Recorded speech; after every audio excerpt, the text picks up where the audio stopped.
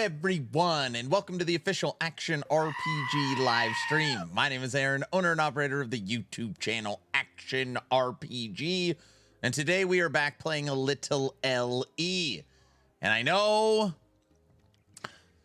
people think the game's dead, but I want to be clear, the servers are still up and running. So there is the game, you could still download it. The online servers are still active. The 130-person studio at 11th Hour Games are still employed. And it's still, you can play it still. So I just, in case you didn't know, now you do. So there you have it. Does this game have things you can buy? Yes. You can play it alone and still have 100 people playing it. That's right. Really, I thought Ellie was running on a private server. Good afternoon. Hello, everyone. So, yesterday in Idaho, we had quite a windstorm. And the windstorm knocked out the power for about an hour because the stream was only about 4 hours long yesterday. And then I was like, do I really want to reboot the stream, or do I want to take my daughter to see Hoppers? And I went with the movie. So yesterday I did a little daddy-daughter date. It was a lot of fun. We had a good time. The potatoes were flying everywhere. So the way I could describe an Idaho windstorm is like the Wizard of Oz. Has anybody seen the Wizard of Oz?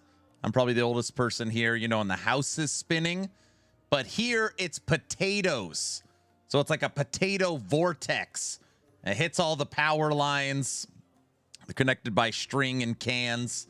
And then, you know, the power, it goes out. So That's what happened yesterday. And yeah, yeah. The windstorms come this way this afternoon. Wind advisory warning. There you go. Ours went out yesterday too. Spud to get it exactly. 20% more potato damage. Yes, and it's multiplicative. Everybody knows that. All right, let's see who we got here. Good. Oh, it's still morning for 2 minutes for me. Good morning, Goose, VC, Uber, who asks why the game's dead, why I still play it. Heavy, Toxic, Plunder, DMF, what up? Marek, big guy. I already say Devil Dog. Good morning. Good morning. Gildy, what up? Slider, hi. Mr. Orange, hi. Grime, yo. Who else is here? Grez, what up? Constantine Jones, hello. Myers, #1 subathon song. That's right, subathon 1 song. Yes, correct. Icon, good morning. Skoji, Divine Sith Lord, good morning. Battle Bunny, Shin, good morning. Zero, hello. Helmbo, yo. Who else is here? Brimstone Shadow, Shady, Shaw, Thanos. Thanos is here. Oh my gosh. Hollywood.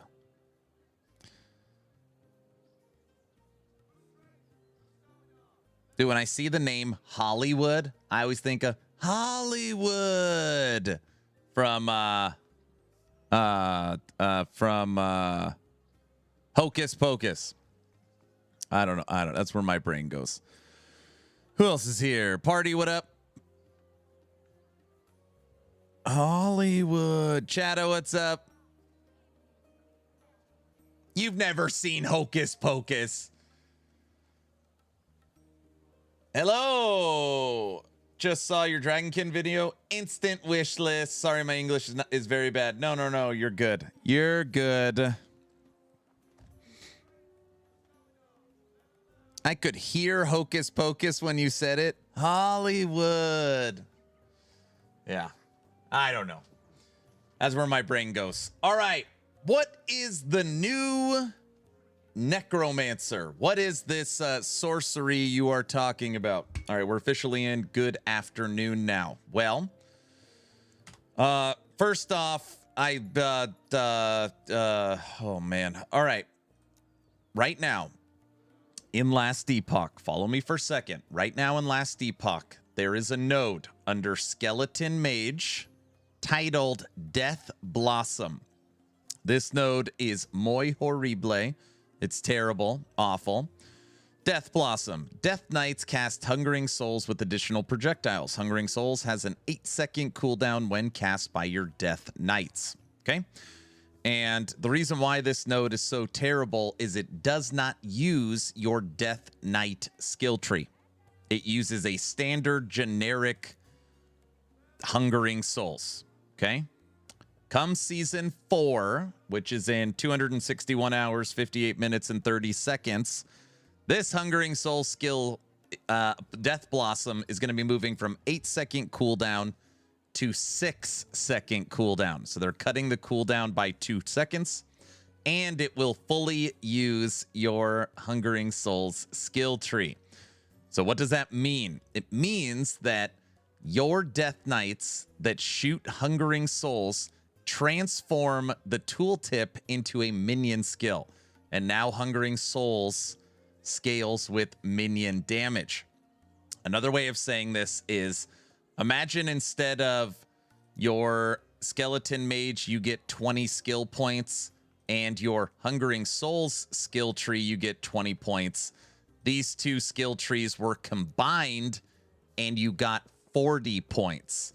When this skill is triggering Hungering Souls, it combines the two skill trees into one, including the base and multiplicative damage. An example of this would be why Summon Bear, its Earthquake is so insane. It's because Summon Bear and Earthquake they combine into one skill, and that's why EQ Summon Bear is one of the best skills, or one of the best builds of Season 3. So anyways, what I've been doing is I've been preparing a new Necromancer, basically Death Blossom build. This is what we put together yesterday as a community on Last Epoch Tools. There's lots of different ways to try this.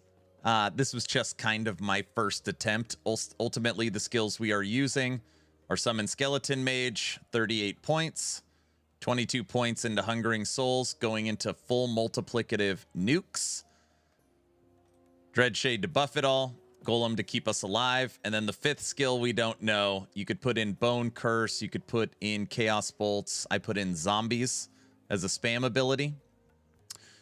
The idea is to go mana stacking necro. The reason why you go mana stacking is because you have this node here that will boost your base Hungering Souls damage based upon max mana.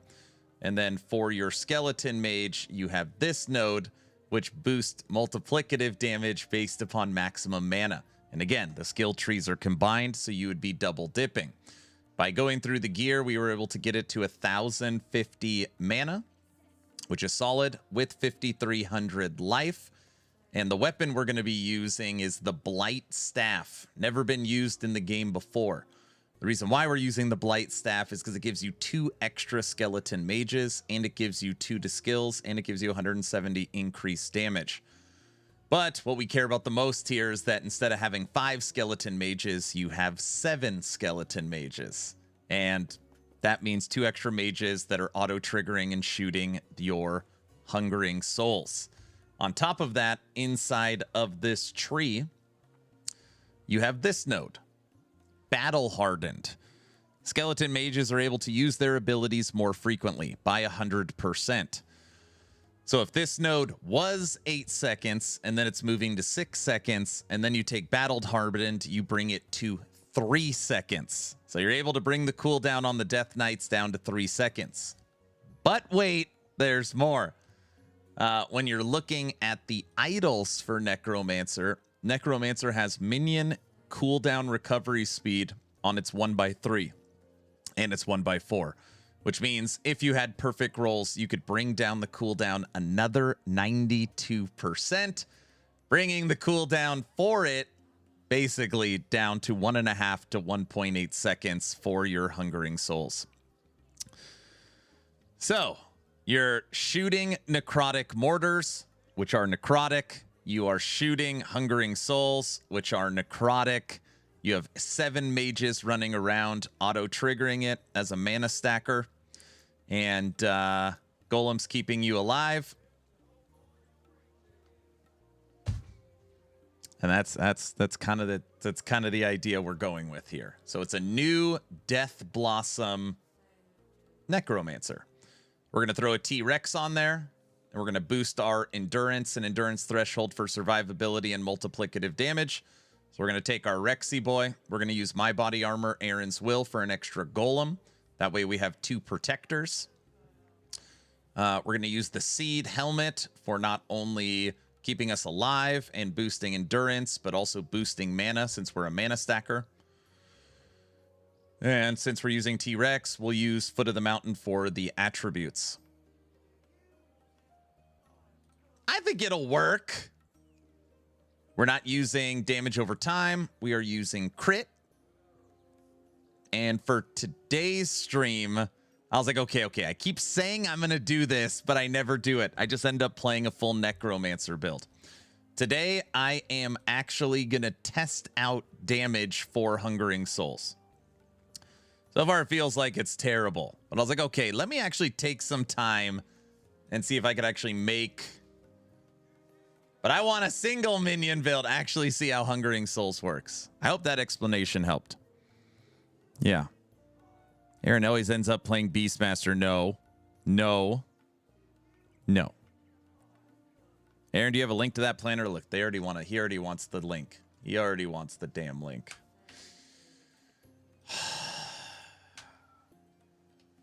This is untested.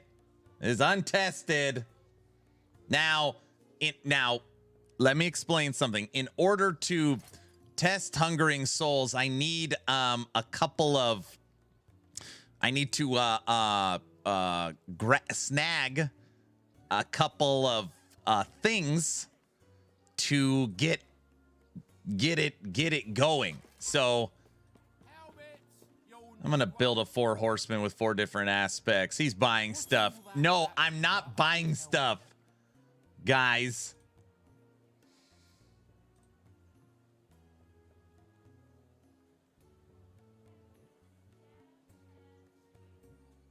Orange.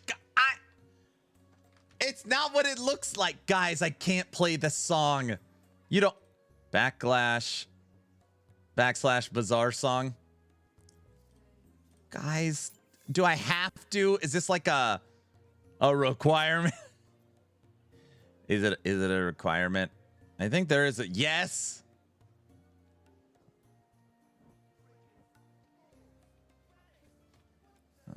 I haven't heard this song for so long. I hate this song. Damn, I missed. Can you link it to YouTube too when you're free? Sure. Okay, everybody, just know this song has literally no... It's not accurate by any means. It's made up. It's BS. You haven't even heard the song before because I never go there. So just so you know, I hate this song.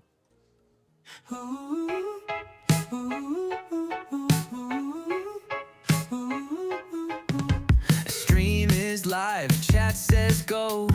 Errands deep in the scrolling flow. Tabs on tabs, gear to chase. He's not fighting, he's marketplace. Boots, a belt, maybe a ring. Doesn't even need the thing. Just one more, he starts to say, but he's shopping the whole day. Get in, loser, we're going shopping. No kills, no drops, just deals popping. Forget the boss, forget the plan. He's back in the bazaar again.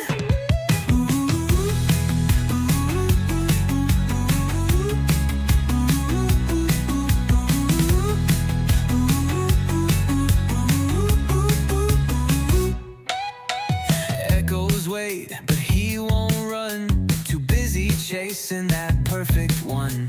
Chat says please, but there's no use. He's locked in hard on gear abuse.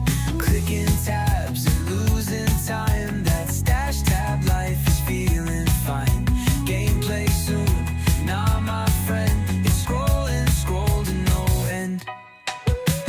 Get in, loser, we're going shopping. No kills, no drops, just deals popping. Forget the boss, forget the plan. He's back in the bazaar again.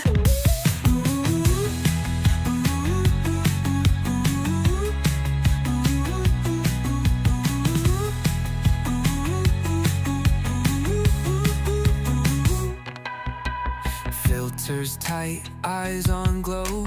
Crit and life, that's how it go. Game on hold, stream on fire. Buying gear is his true desire.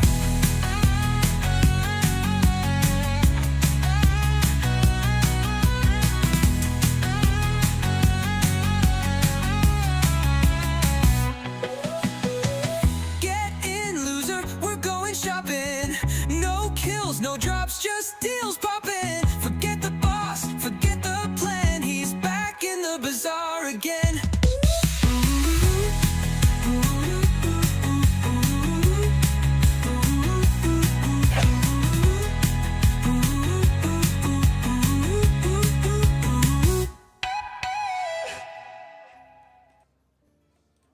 Stupid song. Stupid. Again? What do you mean again? Again? What? I thought you said that song is not accurate. That's what I said. Again. Isn't there a second Bazaar song? I don't know. That sounds Bazaar. Get it? Like I said, you guys said Bazaar, and then I said it. I don't know if you guys heard it. Guys, Shin, what?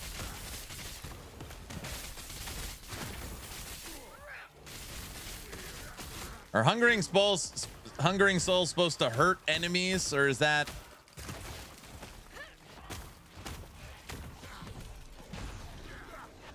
You say subathon? No. This isn't gonna work.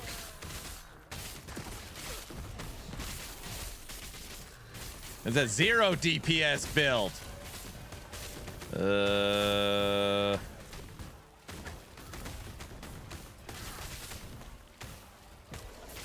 We legit cannot kill this guy. Shoot him. Shoot him.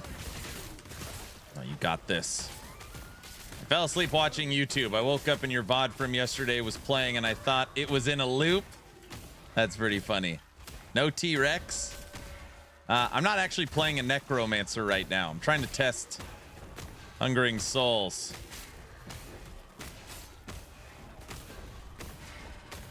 I made them big back in 1.0 and they did damage.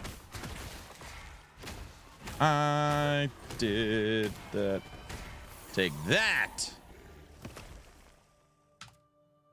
That didn't work very good.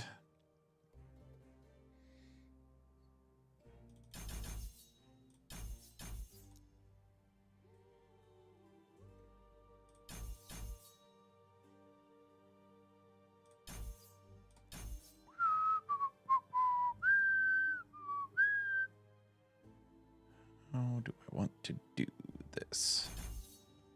Okay.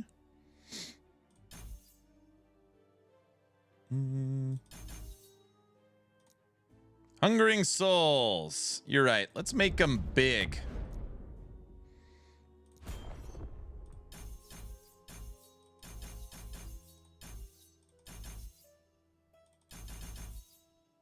Let's see if that makes a difference.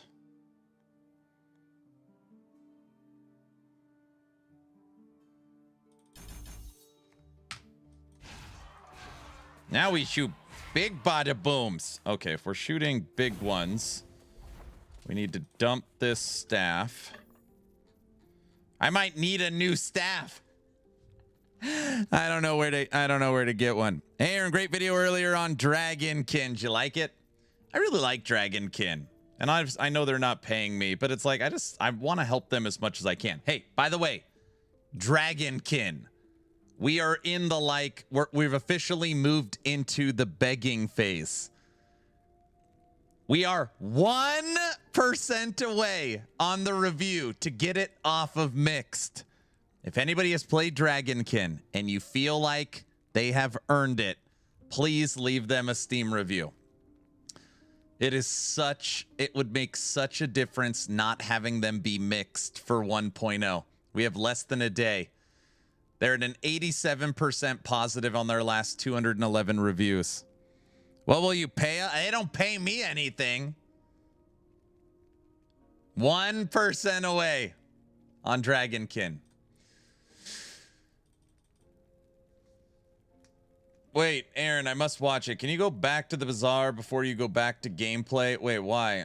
200 of those reviews are probably us. Not all of them. Not all of them, I don't think. Okay, I need... why are all these minion related? Not all of them.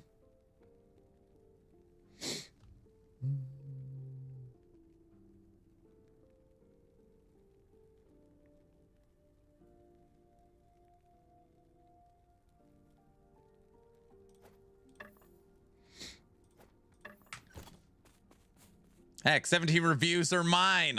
Yeah, 17 of them. 17 of them are yours specifically. Okay, spell, crit.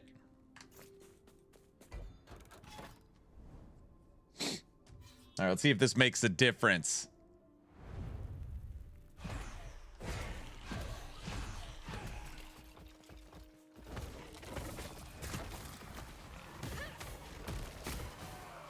They're just flying around in circles. Punch something. Hungering Souls build.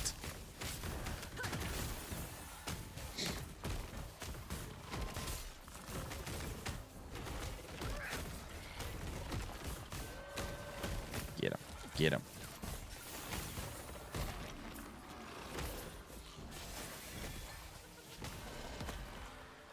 That was pretty quick from a clear speed. Did you guys see those enemies die? That was pretty quick. Guys, did you see it? I'm in awe. I knew it. I thought you were going to be pretty excited. Wow. The hell's that? You know, I hear some sarcasm. So strong. I know. I know. Okay. Oh, I fell asleep. Is this the worst build you have ever made? I'm not actually. What I should do is do this. Okay, hold on. Just so everybody knows what I'm doing. Let's dump all of these skills. I'm just testing Hungering Souls. Look, now I got this little idiot following me around. Look at him. Look. Now I got to deal with this.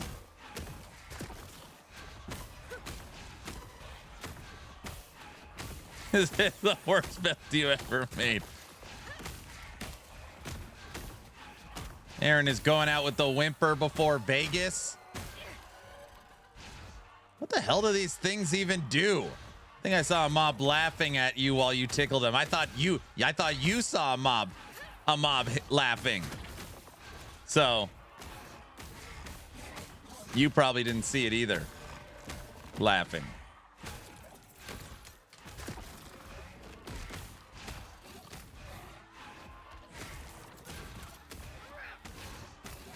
Can you kill Abby with this build now? I'm trying to. This is Uber Abby. I'm fighting right now.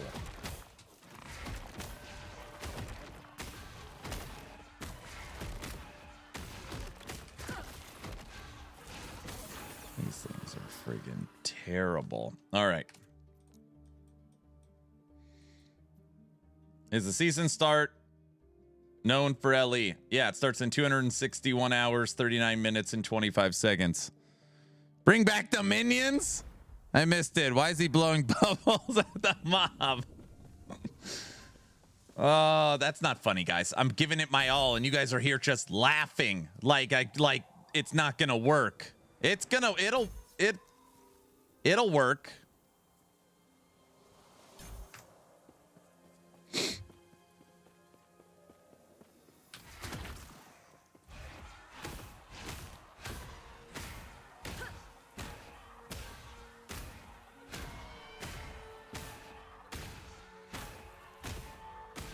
Oh, we almost hit 10,000.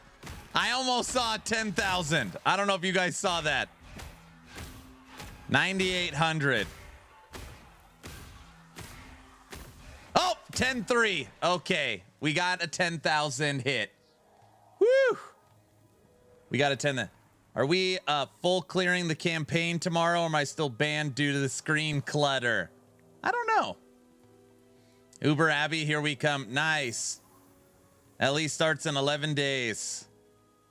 So, not the DLC class. No new classes till next year. You might make it a 200 corruption. Maybe combine with Wandering Spirits and Shred Necrotic Res. I'm not going to have either of those when I'm playing Necromancer, so that doesn't make sense. The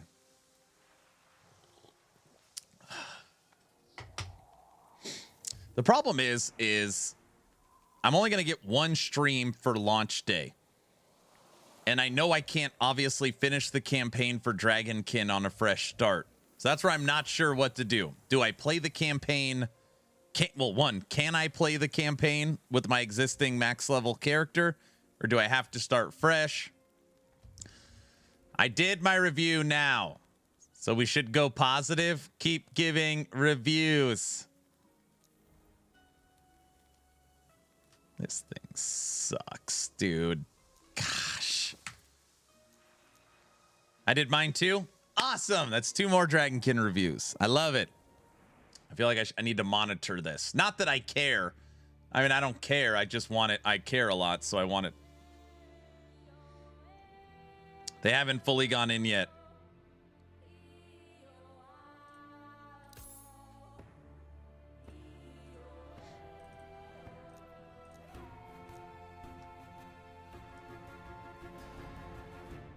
I think the current character will be able to run the campaign since they're wiping progress for existing characters. So we're shilling for Dragonkin today. Not shilling, supporting. You know, support. You like something, you support it. Do you know what that means? This is golf. No. No Bazaar song. It auto-logged me and that doesn't count. I saw it. What?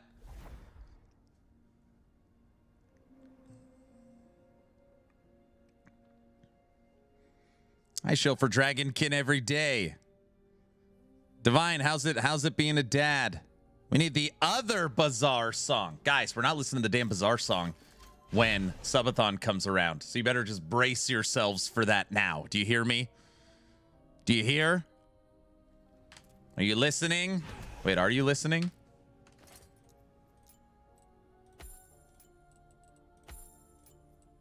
Bet?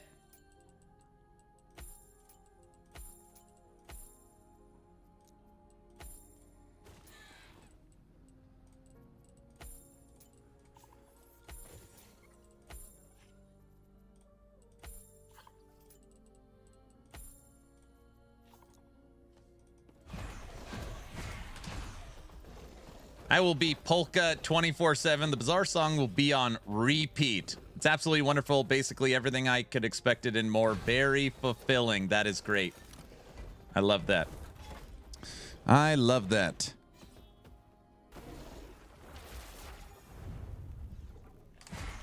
Aaron, cannot make a viable HS build this Hungering Souls this coming season. Hungering Souls by a standalone skill.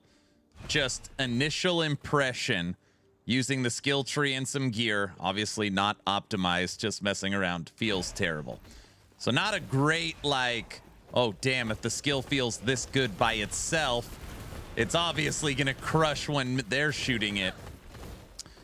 But that's okay. We're gonna scale it like crazy, dude. You don't even know how good it's gonna be because because it's not good yet, but it's gonna be. It's gonna be. You know what I mean.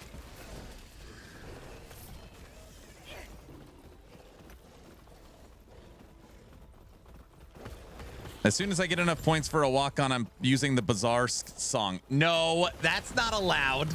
That's not. You can't do that. There's rules, bunny. That's one of them. Imagine skeleton mages spamming that garbage. It's gonna be good, dude. They're gonna be stronger. Imagine skeleton mages spamming that garbage. Why don't they hit enemies? Why do they just circle around them? Can anybody? Is that a bug or something? I think it's a bug. Is what it is.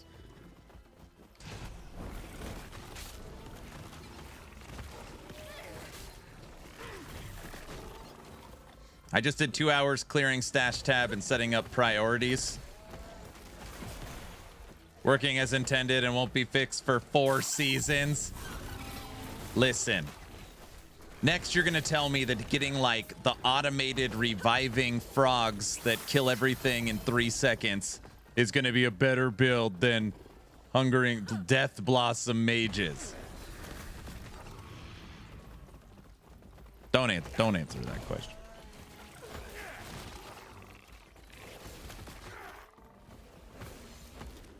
Whoa, you're on Saturday and Sunday this week? I am on Saturday and Sunday this week.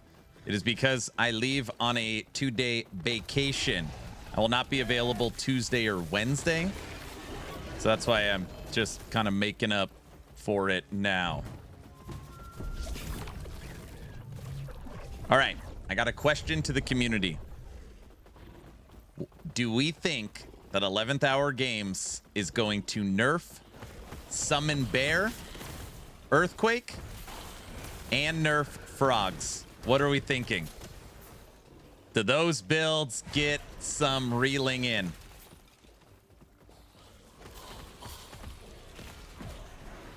No? You think no? 100% yes. Hope you have a wonderful vacation. Thank you. My birthday is on Thursday. So March 19th is my birthday. Crimson Desert launch day.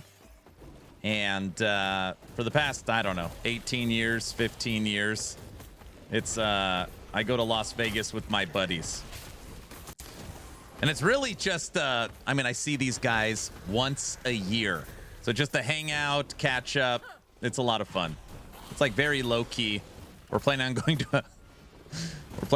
to a hockey game. We're like so boring. We're like old boring guys now. So anyways, but yeah, it's fun just to hang out and catch up. So ready for Crimson Desert? Who is that guy playing Dragonkin on Steam? Come on, dude. I know, what a talk about a mistake. I find it hilarious. I just cannot get over this. That the Dragonkin devs were like, Aaron, do you mind if we take one of your VODs from Dragonkin and put it on our Steam page? It's like, I don't care. Sure. Go ahead, take it. I don't care. Pick anyone you want. I don't mind at all. I'll sign whatever. You could have it. Again, you don't have to give me a cent. On that VOD that's running, there's Polka. There's us like looking at other games. It's just like, it's just a 30-hour. Oh man, it's so funny what they're playing on their Steam page. I don't know why. I find it hilarious.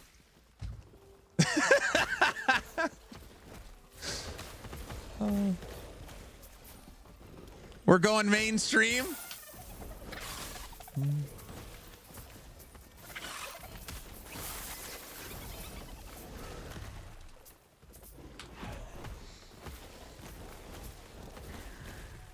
Crimson Desert's another massive open world full of fluff game. Glad I missed it. Dude, I am hearing Crimson Desert might be up for Game of the Year. I don't know. Could be all BS. I haven't played it yet, but there is a lot of people very excited for this game. Doubt it? I'm not going to sit here and say the game's good or bad when I haven't played it, but we have watched a lot of reviews and breakdowns. I like the Dragonkin devs. They seem pretty great. They do. I'm one of them. Raise his hand. Yeah.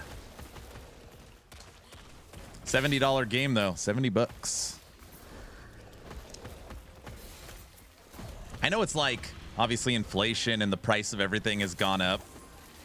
I don't know if anybody's like me. It's hard to pull the trigger on a $70 game. Man, that's not, it's just.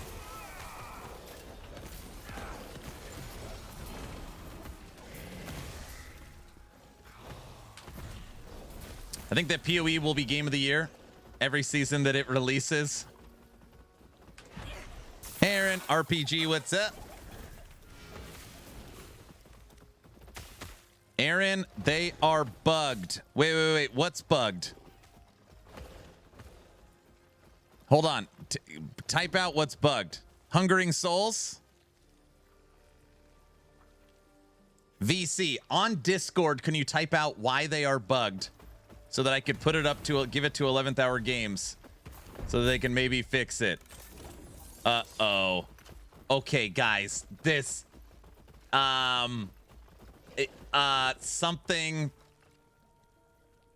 has, oh, brother. It's not what it looks like. It's just a circular crimson. It goes, here we go again. Orange. It's not what it looks like. Again. It's just say it. It's the streamer client. No. Just the most rare item in the game. Again, it's...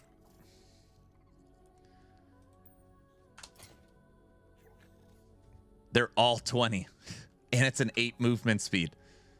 This ring is 1 attribute away from perfect. 20, 20, 28.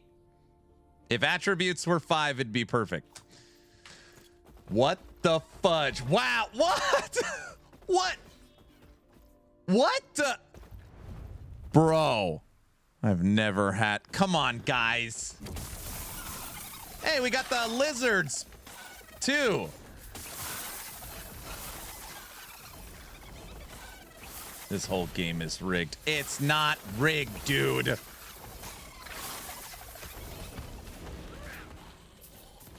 Give us some charity? What? It's not what it looks like.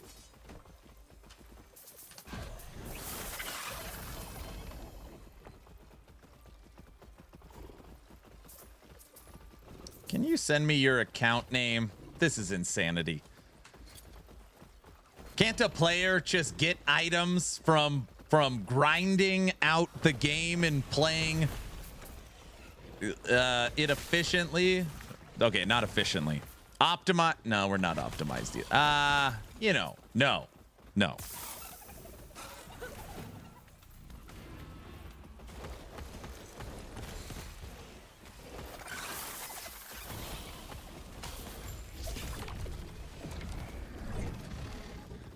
Red rings are going to be OP next season with corruption. Red rings are going to be pretty interesting. Yes, they are. Yes, they are. Okay, let me ask you guys this question. And I want you to think. And this, I'm not asking like a joking around question. If you were making a video game, do you think it's healthy for the video game to have an item like a red ring? A best in slot for 99% of all builds, you want this item?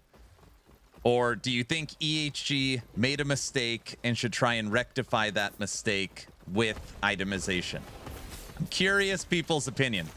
There's a lot of people that say, dude, if they get rid of red rings, I'll never play again. And there's other people that are like, it's bad game design to have best in slot in all situations. I'm curious what people think. I think it's a mistake. Chase items are fine. Yeah, chase items are healthy for ARPGs. I think it points at the imbalance in the game. Chase items are needed. It's just like a mage blood. Those items are fine, but only if it's a pinnacle reward. Use what I want. I don't care about best in slot. It's fine. Chase items are needed, but they should never be the best in slot. That's an interesting idea.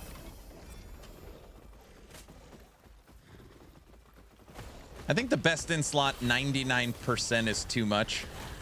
Okay, guys, Mage Blood in PoE. If you took the top 50 builds for PoE 1, how many of them use Mage Blood?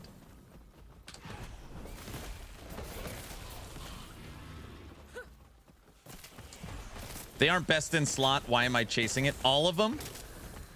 I think what they're no. What they're saying, log out, is I think this is what they're trying to say. If it's like Aaron's Will is best in slot for Golemmancer and it's a chase item, like a pinnacle drop. But it's a chase item for only 1 or 2 builds. See what I'm saying? I think what they're trying to say is best in slot for all builds is not great design. All of them, all 50 of them, all of them.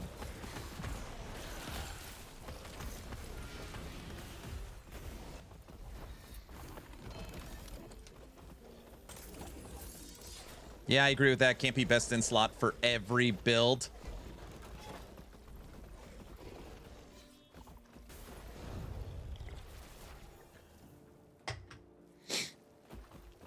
It's a good hunt item if there is one like that, but it hurts build variety. I think what makes, and again, I don't know the answer if it's good or bad. It's imprinting that like changes everything.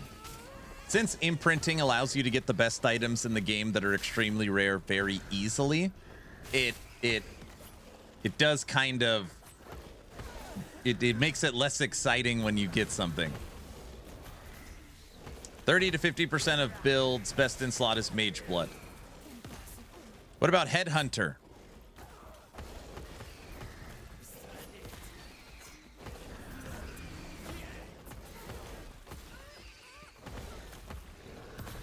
Didn't they get clobbered when they changed imprinting before? Yeah, they said imprinting was basically it's funny. If you actually think about it, imprinting, follow me for a second. People are going to get mad at me. That's okay. Imprinting in Last Epoch is basically like the Keepers League for PoE 1, where the tree just spits out all the loot you want. It's basically imprinting. It's like, oh, ground loot no longer matters. Just go to the tree. It spits out whatever you want. Like, huh? It's basically imprinting.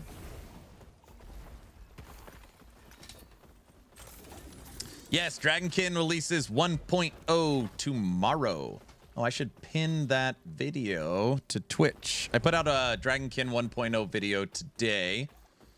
I was looking through, like, what do I want to make for this morning's video. And I was like, Dragonkin 1.0 is tomorrow.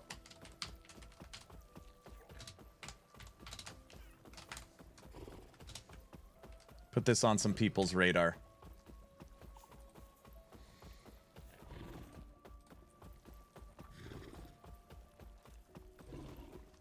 So are you saying imprinting should have been a seasonal mechanic and taken away? Well, if you're comparing it to the Keepers League, Keepers made the tree core. So imprinting's core in PoE 1. That's not what I'm saying.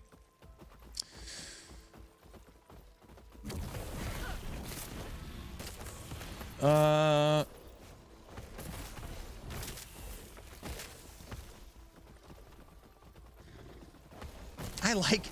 don't know. I do like imprinting. I do like it. What if imprinting was just for like exalted items? So like, hey, get the best exalts for turning into primordials or for slamming. There's gotta be a tweak or change you can make. Imprinting just spitting out the best items in the game at an alarming rate. I don't know how healthy that is. As a pretty casual player, I love imprinting.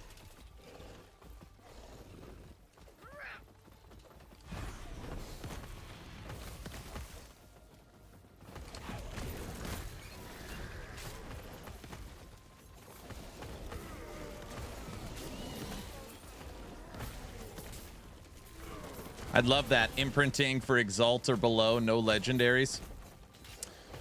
Maybe they boost up, they actually improve imprinting, but it's around only exalts. So that way you get your legendary slams or primordials.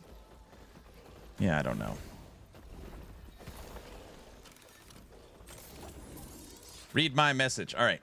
I pinged you in Discord General about Hungering Souls and Death Seal, not auto-casting Hungering Souls. Oh, that's not a bug I care about.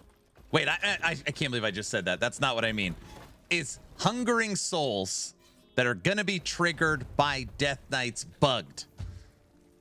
The big things just ran in circles around enemies.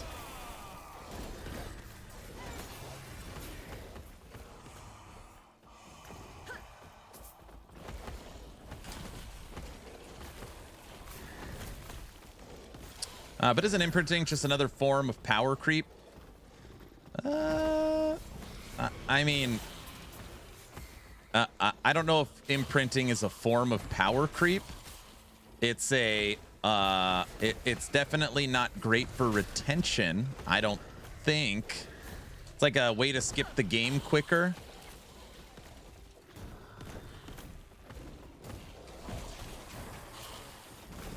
Does anyone know how long the Dragonkin's campaign is on average? Nobody knows.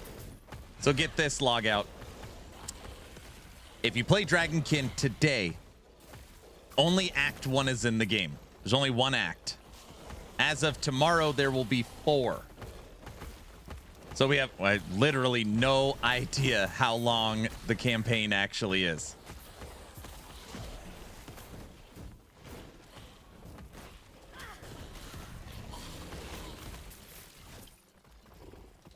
Oh, okay, let's go. That's right.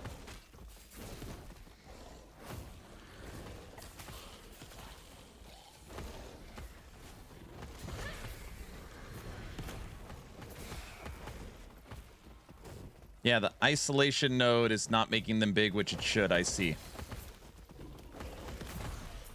Are they adding anything else? I hate to say it, I don't know. They said balance, bug fixing, polish, 3 acts of the campaign, console launch, and 1 secret thing. And no, the secret thing is not another class. We asked that. So that's all I know. Obviously, multiplayer launch was pretty buggy. Most people agree with that. So I think that was kind of like the let's get the game ready for 1.0. So they've been like all hands on deck the last 30 days to get it ready for tomorrow. What's the easier faction? Oh my gosh. I can't answer that question. I'm sorry. I can't answer what's the easiest faction. I got my city to level 25 solo, but started to feel done. I hope they add something other than the campaign. But you got to remember, it is a, you know, it's a double A. It's a double A ARPG. So you'll have 4 acts of the campaign, 60 different hunts, 4 different endgame systems, and a level 50 city to max with 4 different characters and 17 different skills per character. When you're not playing live service, there is a, you know, if you're not playing Diablo, Last Epoch, Torchlight, PoE, there normally is kind of a completion point to the game until you wait for the next update, DLC expansion. Yeah, it's WASD, point and click, and full hybrid controller support on Dragonkin, Unreal Engine 5. They said there'd be a surprise at 1.0. Yeah, I don't know what it is.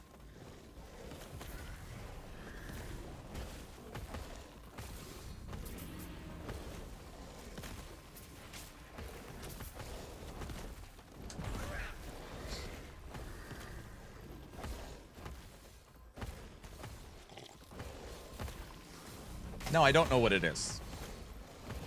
I know what it's not. I know what it's not. I know it's not a new class or a new endgame system. I was like, oh, okay. I bet it's Diablo. What's another name for Diablo? New boss. Satan. And it looks just like it's like a dragon's. The devil.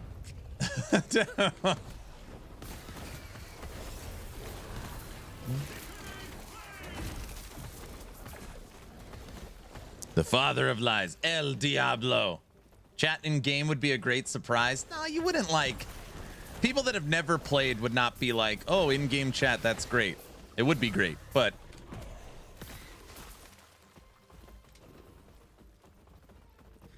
Son of the Dawn, Halal, Lucifer. You asked for another name. I was like, well, they can't actually call it Diablo, so what would be like a game name?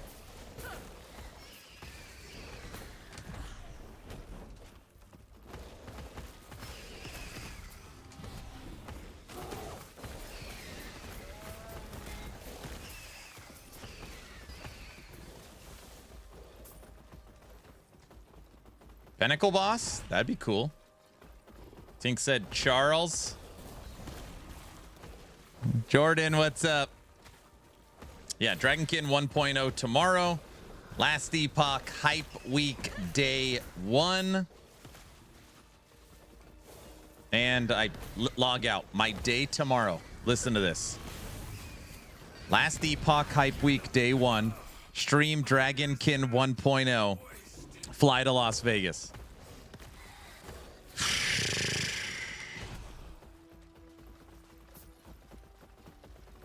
That's like not even a... It's like a nothing day. When does Last Epoch drop? Last Epoch Season 4 Shattered Omens drops in 261 hours, 12 minutes, and 3 seconds. If you want the precise. Or March 26th. 11 days.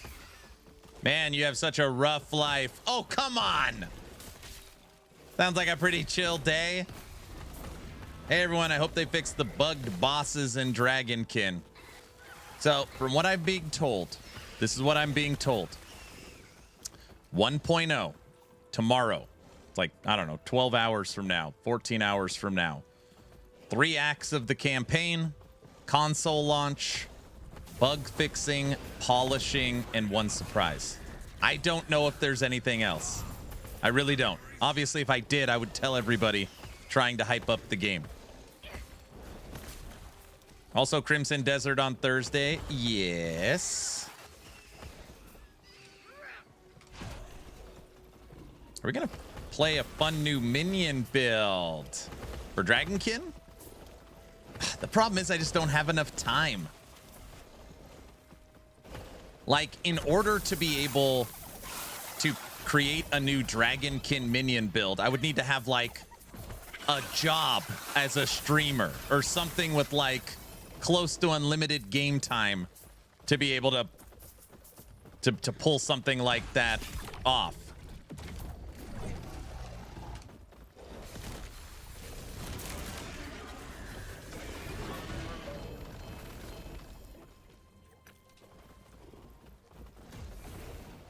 You're right. You better cancel the Vegas trip. Say sorry, guys. See you next year.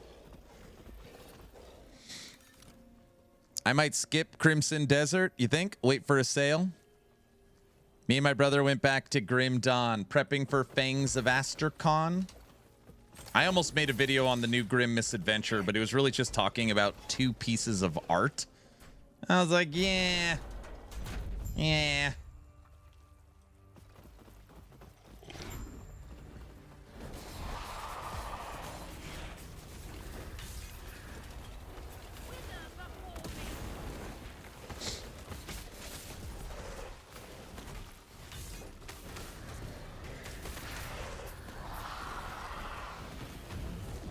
Yeah, I'm not going day 1 Crimson Desert. Dude, you guys are going to log into Twitch March 19th and be like, oh my gosh. I bet 90% of all content creators, you're going to see Crimson Desert.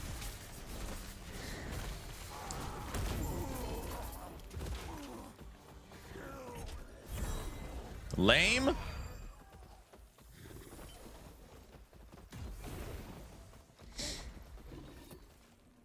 Does your aura increase physical damage? Yeah, this is Golemancer V13, version 13. And on here, we've made some adjustments. I've modified the trees a little bit, and I've basically dumped zombies as a spam ability, and I've added in Aura of Decay. So Aura of Decay basically now turns this into a walking simulator. All you use is a movement ability. But it does boost damage. So obviously this is without any button pushing. No hands. 90% of streamers do the exclamation point ad for the monies. I work hard for the money. So hard for the money.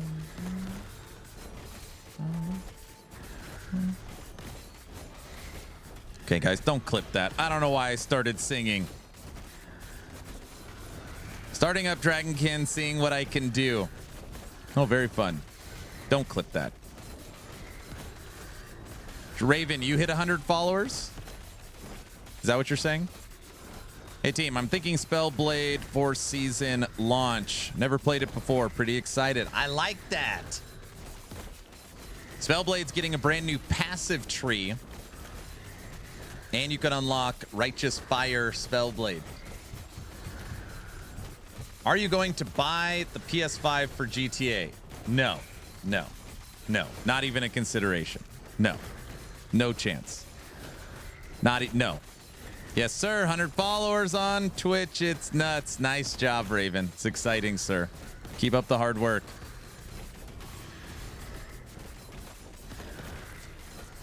No buttons. It's fully. You don't have to do anything. For Golemancer V13. Hold on a second, guys. I'm gonna ask for a little bit of honesty here. Is there any person currently watching that is planning to purchase a PS5 strictly to play the new Grand Theft Auto? It's okay. There's nothing wrong with that. I'm just curious. No. Nope.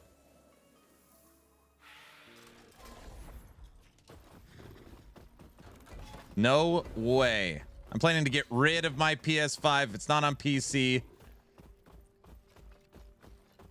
Then yes, I will. Okay, Shoeless is it's not on PC. Hell no. I heard someone bring up that kids today won't grow up with the incredible franchises like Halo and GTA because they grew up between releases. That's pretty funny. No thanks. Overhyped nonsense. I will wait 1 year for PC.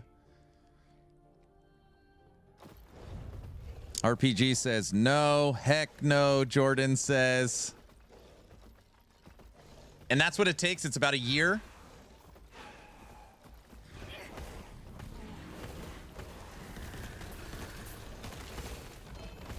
You'll play Voin? Last Epoch coming to PS5. We'll see if Aaron buys it then. Okay, well now that's a different story. Everybody knows that. I still won't play it on PC.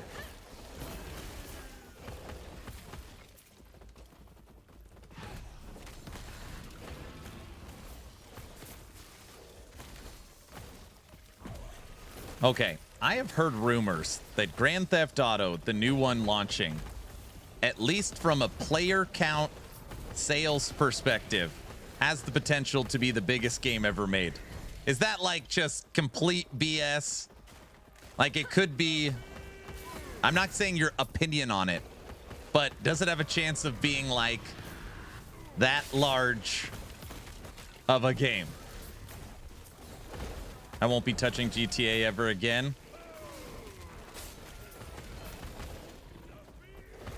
It's not BS. Not BS. It breaks records every time. Yeah, I've heard the same thing. About when PoE 2 1.0 hits. No, it's going to be massive. No, it could be the biggest game ever. I think GTA will be fun, but the story will suck. No, because it isn't on all platforms. It's just not possible. Okay. So GTA in the past always goes console first, then a year or two later it launches on PC. Is that right? It has the potential with Todd Howard marketing it.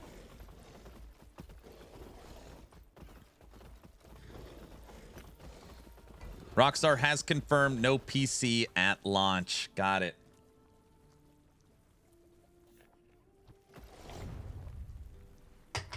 Okay. What is going to have a bigger launch? Last Epoch, Season 4, The Theme of Awesome, or Grand Theft Auto 6? 6? 5? Which, that? Come on, guys. What, naked? Why are... What did I say now? What?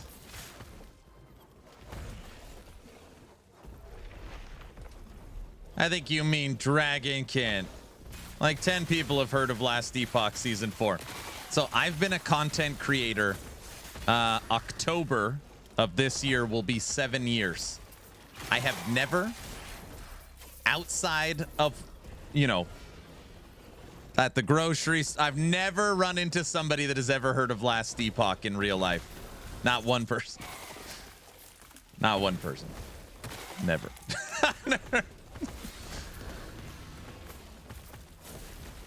But to be fair, I've actually never run into somebody either that's heard of Path of Exile. Because people are always like, oh, what kind of games do you play? And I'm like, oh, action RPGs.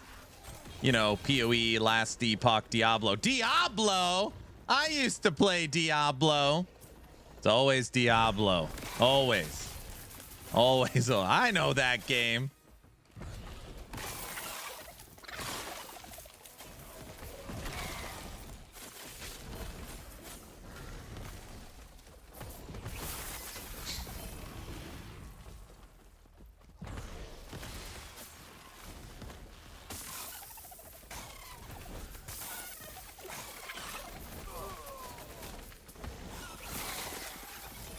Good night, Aaron. See you soon. Fear, have a good one. Good night. Yeah, everyone's heard of it. I'm waiting for Elden Ring 2. If you asked me my next, like, big event, and event's probably the wrong word, because you guys, when I say event, like, that means subathon. That's not what I'm talking about. The next, like, I can't wait. Can't wait for this to happen. It really is no rest for the wicked 1.0. Hi. That's my current, like, Good morning. I can't wait. Wicked 1.0. It is my birthday. Eldrick, it's your birthday today? Hoofprint, what's up, sir? The Diablo 4 expansion. Oh, brother. There's some people I know that are pretty excited for D4 expansion.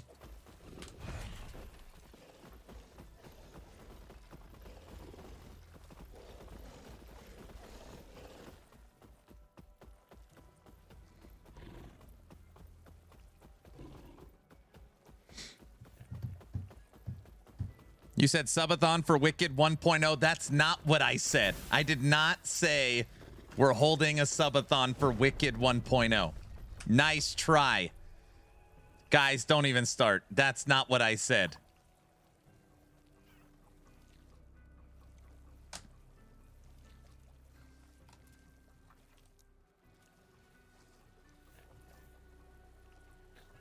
There's a subathon. No. There's... No. Wicked subathon one... That's what I heard. It's confirmed already. Let me see. I just want to ensure I understand what's happening. We have a subathon starting in 260 hours. And you guys are already planning the next subathon. Is that what we're discussing right now?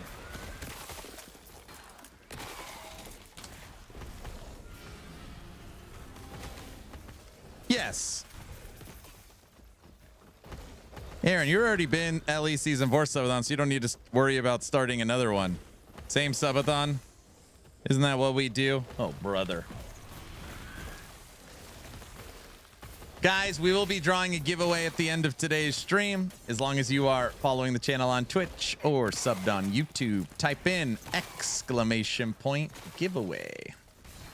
Next subathon confirmed. What I gotta listen to. Dude, there's so many wicked classes to build and homes to furnish. It'll last until LEO. Giveaway. Hi, Luce.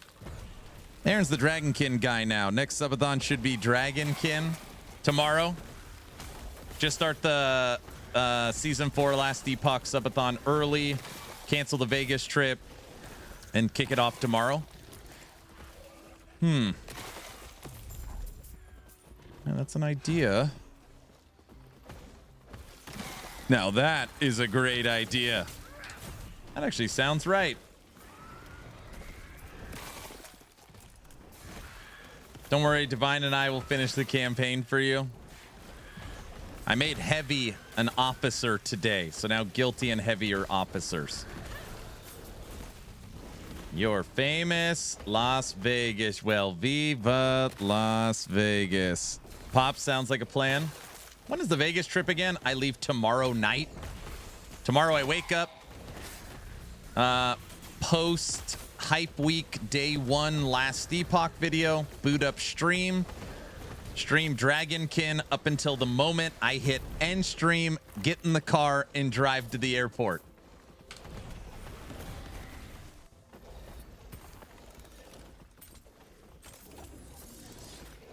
I like how wake up is on your to-dos. I didn't mean it like that. Have fun and win big. We're thinking about going to a hockey game. You're going to need to eat at some point.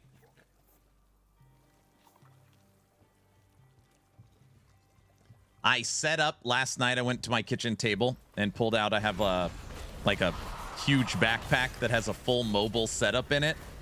And I was like, do I want to bring the mobile setup? Every year in the history of Vegas, I have lugged this damn basically second suitcase, telling myself I'm going to make content when I'm in Vegas. And I never, ever have done it.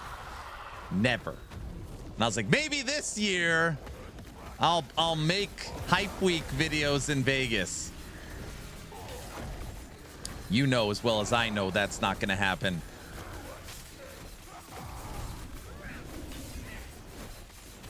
Yeah, right. Don't do it. You need your rest.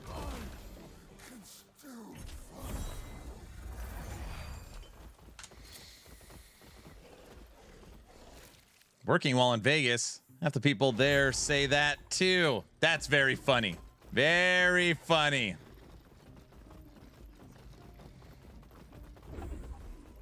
If you leave it behind, you'll definitely need it. You doing anything specific / fun in Vegas or typical Vegas stuff? Yeah, no. So for the last 15, 18 years, me and the same group of friends go to Las Vegas on my birthday. My birthday is March 19th. Normally falls on spring break, March Madness, the basketball tournament, and St. Patrick's Day. And it's just, I only see these guys once a year. So it's really just a catch up, hang out. We like playing craps, so we'll throw some dice, do a couple poker tournaments, walk around. We normally always like do a little shopping for the wives, so bring the wife home something. And then like we're old, so it's like, you know, nice dinners, maybe go see a show. It's very boring. Like most people would be like, that's boring. It's there's some people that'll understand this. It's more about just hanging out with the guys, like hanging out with some of your best friends you only see once a year. It's fun. We can literally do nothing and it's fun.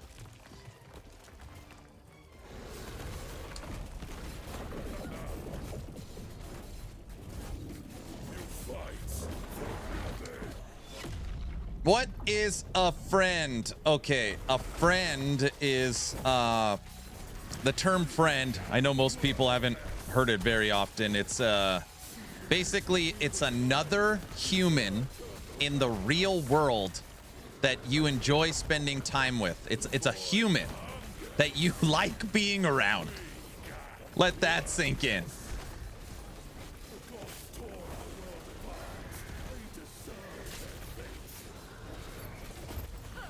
Like real life co-op. Yes, correct. Last Epoch is my friend. Wait, a human? Yeah, I don't believe it. Come on, bunny.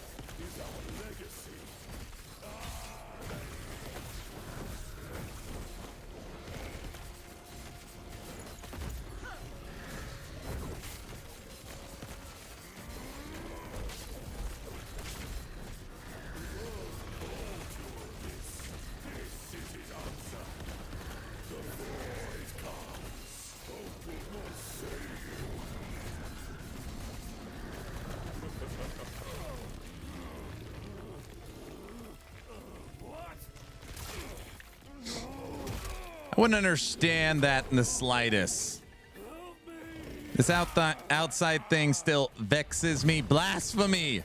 Like a Twitch sub? No, not like a Twitch sub. So robots. No. Now, what is the real world?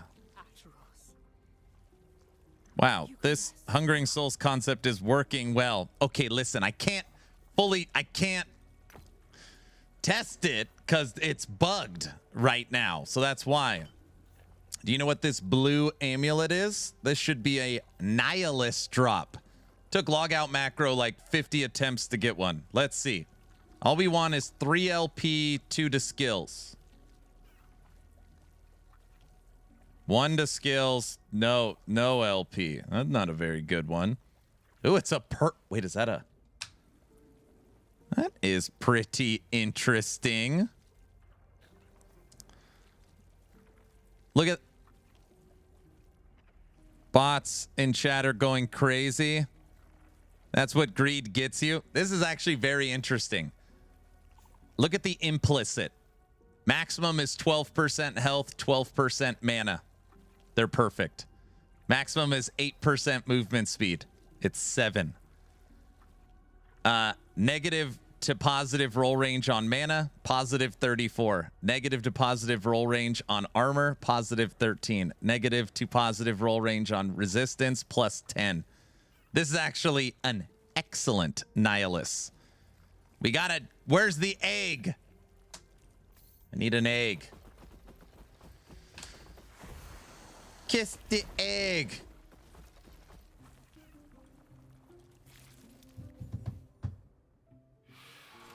+1 to skills. It's trash. Oh, come on. Cool runnings. That was easy. We watched that for movie night. I gave you that one. Feel the rhythm. Borderlands expansion comes out March 26th. You're so full of crap.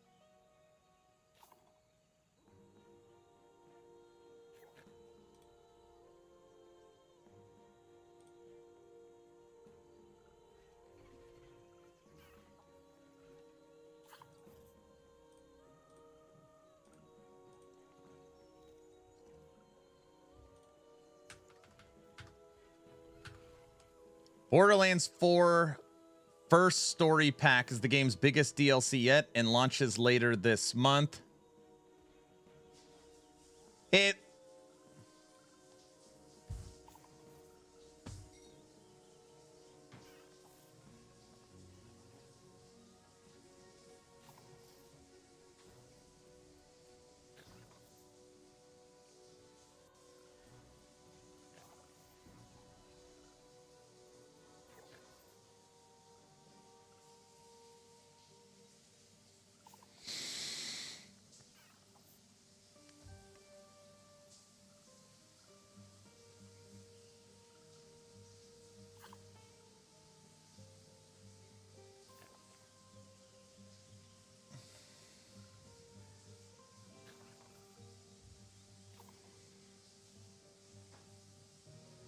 Big guy, no one is going to even know what that means. Oh my gosh. Watch No Rest for the Wicked patch 1 comfort system be March 26th.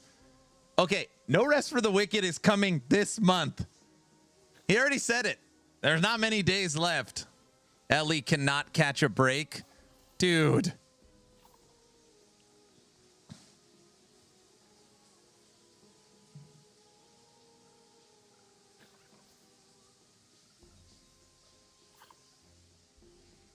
No Rest for the Wicked will release it on the 27th. Borderlands 4 is a big game streamers will play. I know Moxie will play it.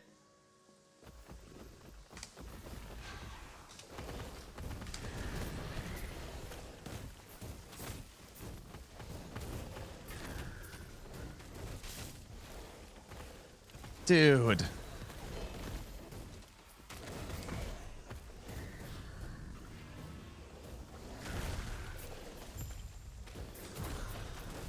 I don't think you have anything to worry about. Borderlands 4 is bottom of the totem pole. It's more about just another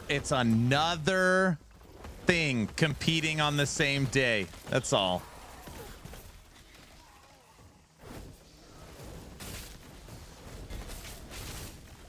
It's just content creators that I know that will now skip Last Epoch because Borderlands will take precedent.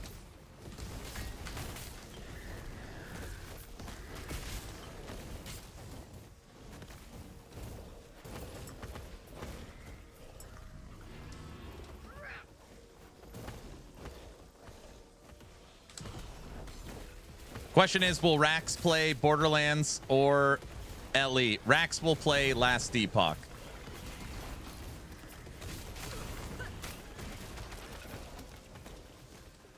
Dude, these fire spinner guys are dangerous.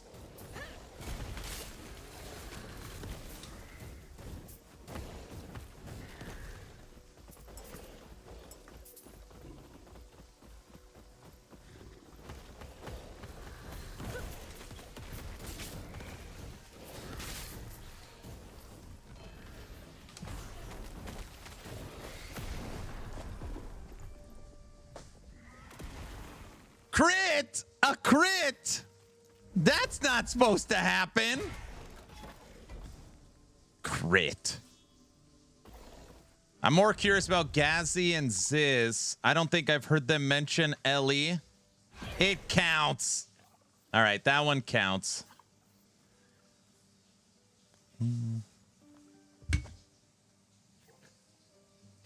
Games aren't even in the same ballpark. Last Epoch is the GOAT. Thank you, Jordan. I wish everybody felt that.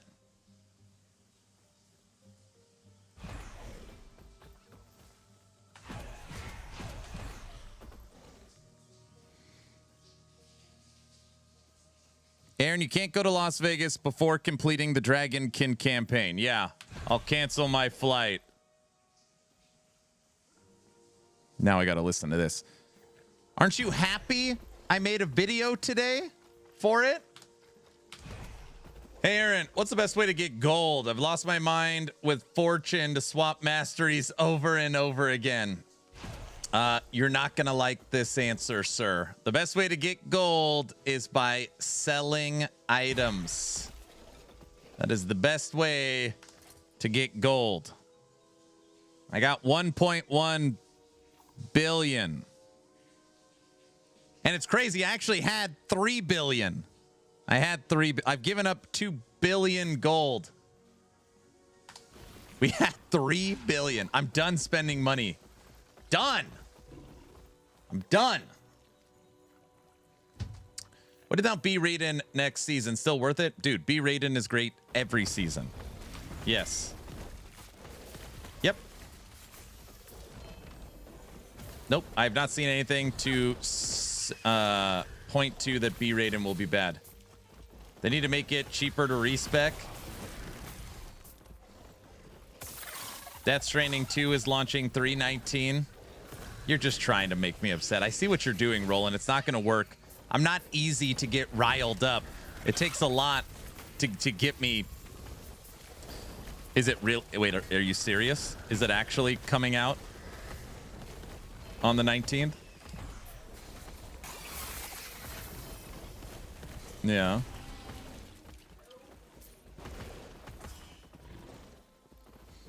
Be Raiden with Drayden. Panic.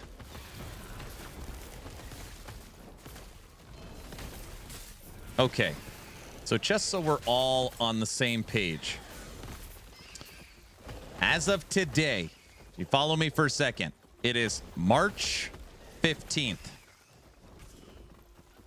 Within the next 2 weeks, we have No Rest for the Wicked's major update patch 1, the comfort system. Dragonkin the Banished 1.0 with console launch. Death Stranding 2, Borderlands 4 DLC, Crimson Desert 1.0, and Last Epoch Season 4. Is that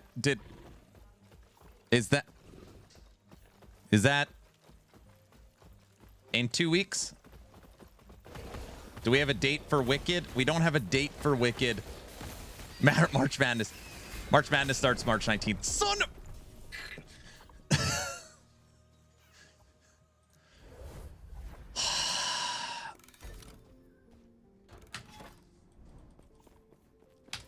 I can't look at chat and play.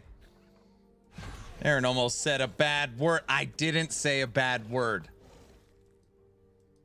We do not have a date for No Rest for the Wicked. Thomas Mahler on the Discord Q&A said very, very, very soon. Patch 1 comfort system is coming in March.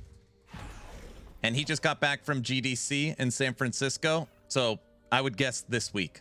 Or, yeah, this week is when we get it. Very soon. Well, I mean, he said it's coming in March.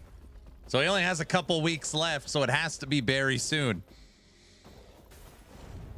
Wait, it's not even the class system update. Who cares? I mean, I care. Does that count or no?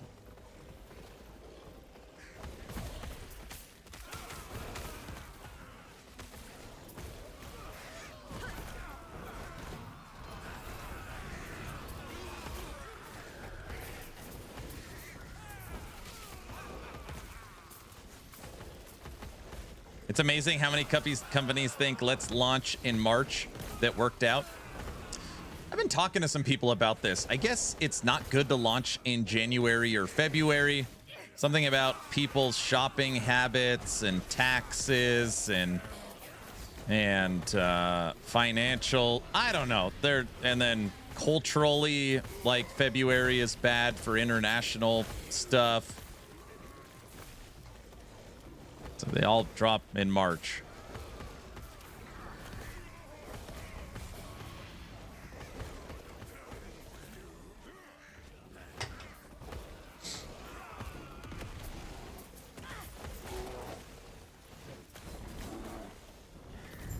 Culturally bad. Are you making excuses for them? I don't want to say. I'm not an expert on it, but supposedly in some cultures, like spending money in February, or I don't even want to talk. I don't know what the hell I'm talking about. Aaron, thank you for your Storm Wolf build. It's been pretty cool so far. I've been trying to farm the Null's Tooth for the Raptors, but I haven't gotten it yet. I'm glad you're enjoying it.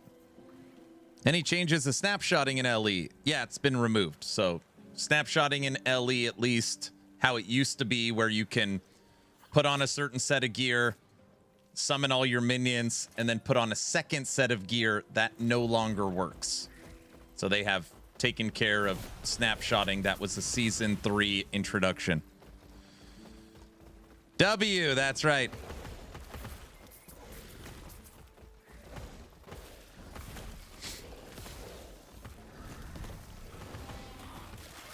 The real question is, why does the HG always plan stuff around your trips? That is a good question. Eagles wrote me back about the homing Hungering Souls and said that it's a product of the homing tech that LE uses. So the Hungering Souls circling the enemies, I guess it does that for Fireball too, right?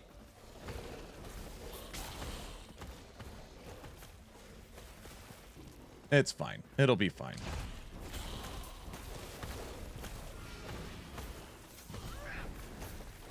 Yeah, man, it's going to be a busy couple weeks.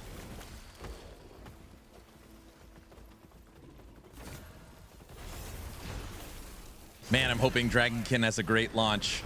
Oh, man, fingers crossed tomorrow they kill it.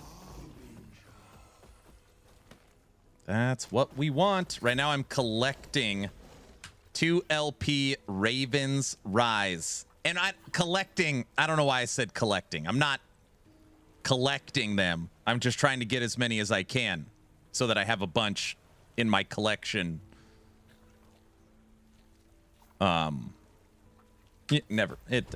Household Eagles, the isolation node's not working with Hungering Souls. Okay.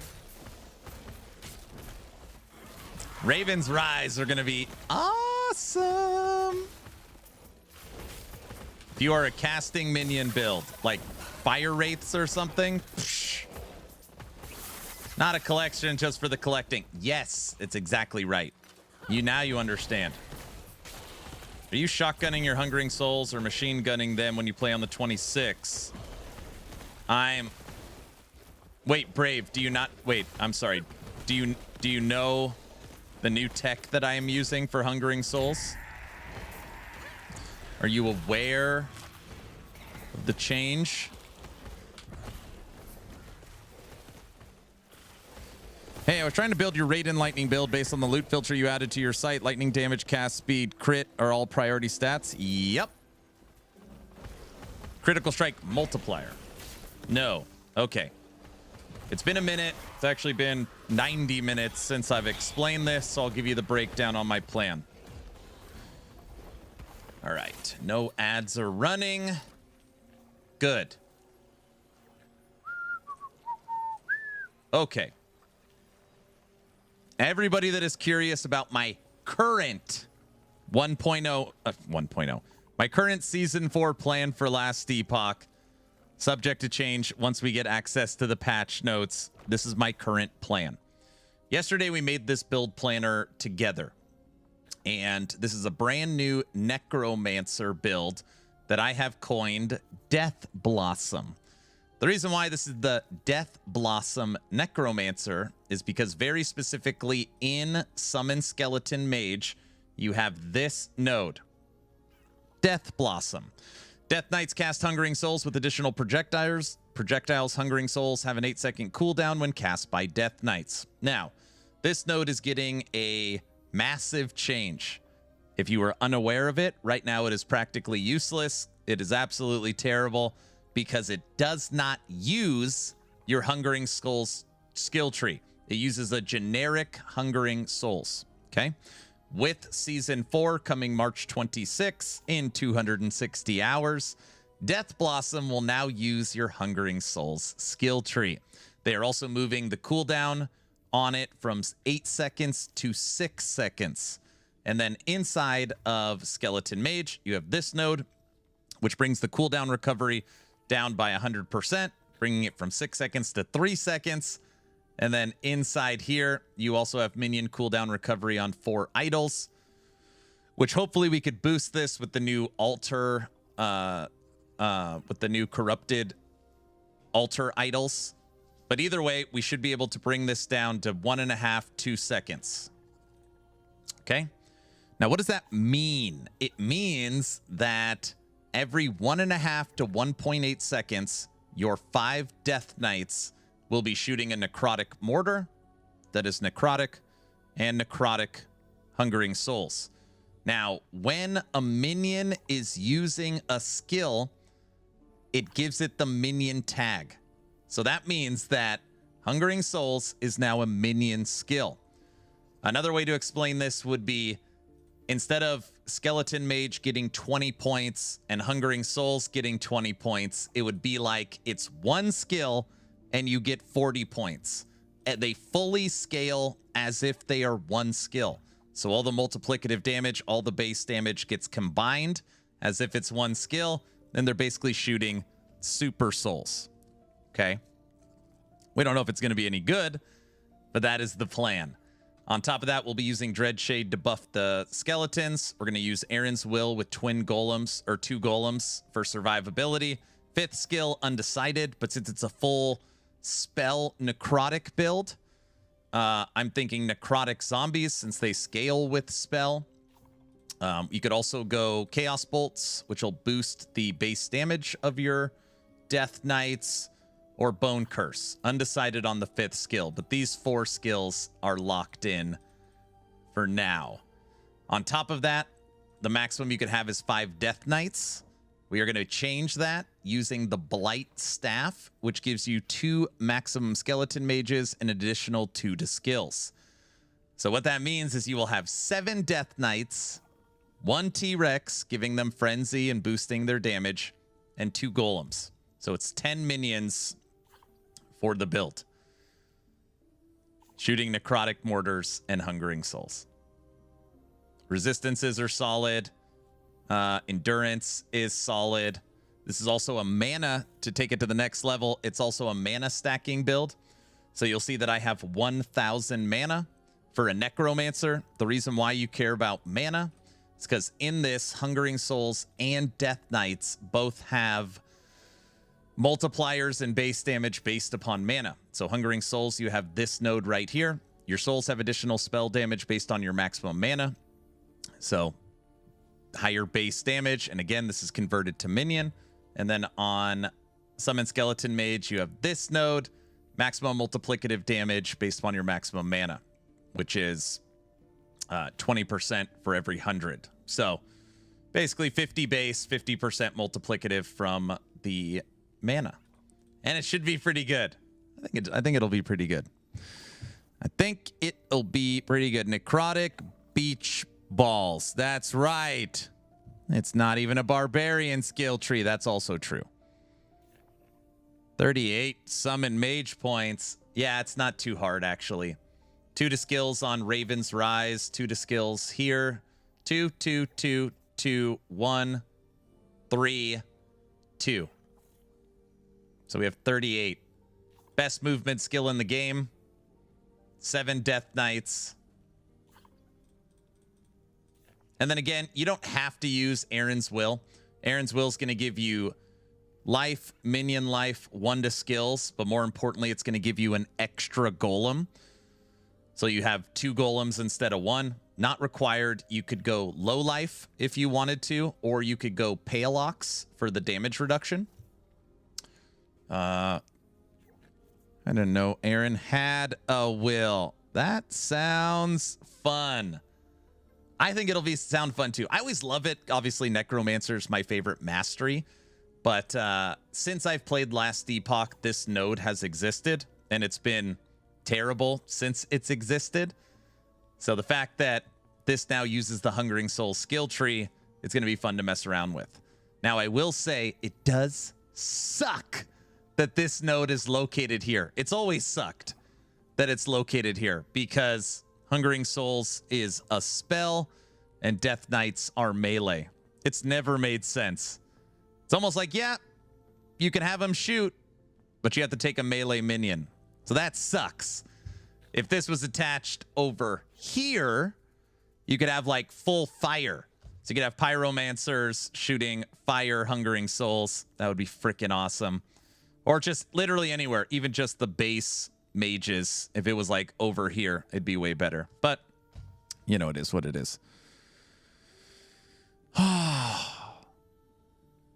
What's the second option on body armor? So if it was me, if I wasn't going Aaron's Will, I would go Pale Ox. You actually have a lot of options. You can go Pale Ox for the damage reduction, and that would go to your golem. You can come down here, and you could not use the T-Rex. You could give up T-Rex, and you could go full low life. So much survivability with Astral Blood. This body armor is incredible.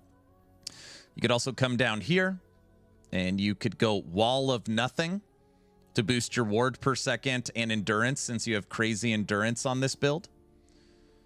Or you can come up here and go, there's a lot of people that really like Core of the Mountain. This is just armor, attributes, endurance. Aaron's Will, Core of the Mountain, Wall of Nothing, Astral Blood, Pale Ox. You literally have 5 body armors that you could use. Imagine not using Pale Ox on a minion build. I'm trying to get away from it. The implicits on it are terrible. Aaron's Will gives you more life. And on a Necromancer, the strength and the level to minions doesn't do anything. So your whole body armor is basically damage reduction, which is incredible. It is incredible. But I'm trying to not use it on Necromancer builds. Trying to get away from it on Necromancer builds.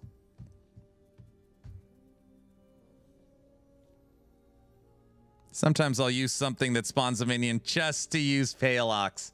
I've seen that. Like you spawn totems through melee hits so that you could use Pale Ox so that it transfers to totems, stuff like that. Yeah, I get that. But yeah, Brave, that is the current plan for the build. Now, I'm not going to lie to people. In a very crude form, we were messing around with Hungering Souls for about an hour today. I spec'd into my Warlock, spec'd into this tree. I went through the passives. And I was like, okay, let's just see how Hungering Souls work by themselves. And they were terrible. They couldn't complete 100 corruption. But we didn't have any mana. I didn't have, like, my items were terrible. I was like, let's just see how they feel on their base. They were pretty bad. So I'm hoping with the combination of trees and turning them into a minion skill, we can come up with something pretty good. He was blowing bubbles at the monster. Yeah, that's how it felt. And it's bugged. Yeah. But VC, I don't think the way I'm playing it, it's bugged. So now Aaron will end up with the Pale Ox. Bugs in video games? Shock. This game doesn't have that many bugs that you fight. I guess you even fight those ones. You know what? Never mind. Okay, that's the plan. Here, let's put this in there. We found one of these today. Oh, brother.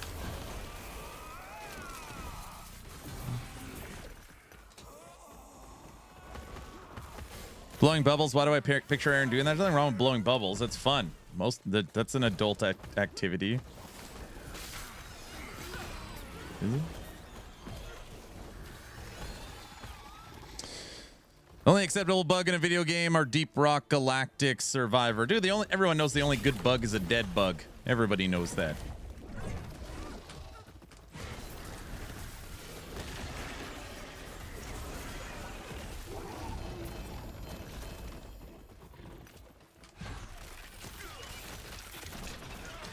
Log out. These are easy movie quotes. Come on, dude. Ooh.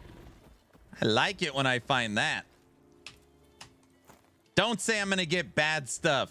A 24 Weaver's Will. 24.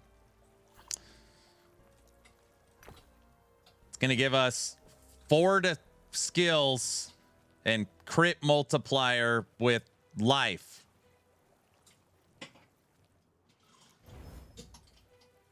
Damn it. T-set. The first click was T7 damage over time and Cinder Strike. All right, Cinder Strike needs to go T7.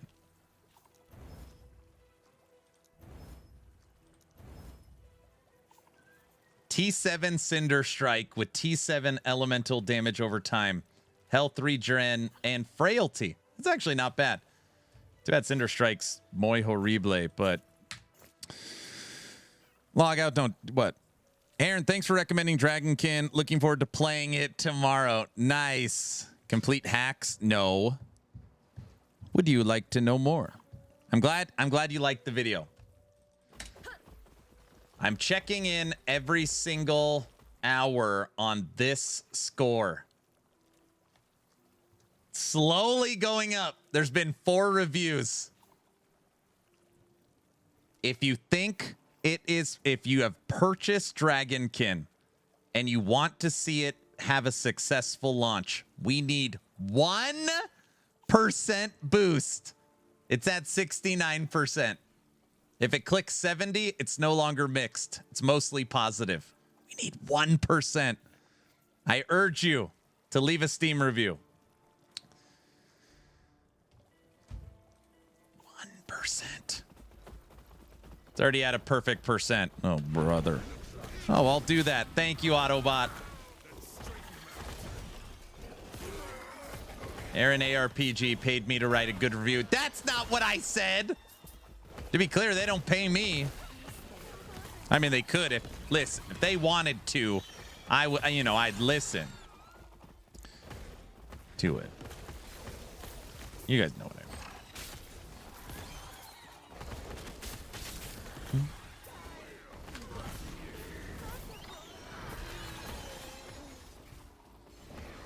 Heard a crazy rumor they're trying to phase out Steam Deck with a new console. Isn't Steam Deck like ultra profitable and people love it?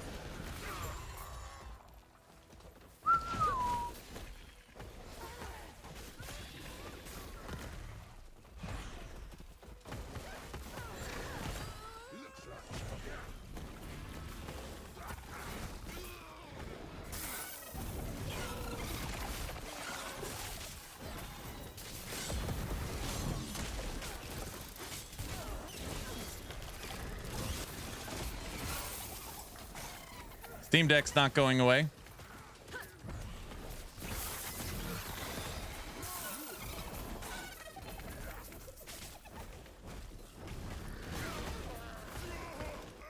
They better not. I love my Steam Deck.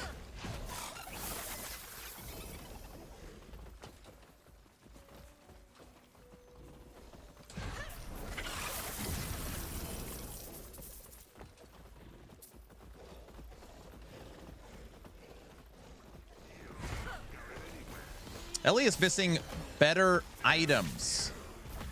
Give skill trees like other games. Grim Dawn, D2, PoE. There is this gives level 20 fireball. Ellie can't have this current because skills get power from skill levels. I think they could have like a template of skill tree nodes built in a single wording like gives level 6 fireball of Rye, which would give a fireball with specific nodes set up that would be procced and would give more exciting items and builds. I don't know. I get what you're saying. I haven't heard as of recently any pitches for Last Epoch to update its skill trees to be like any of those games. I get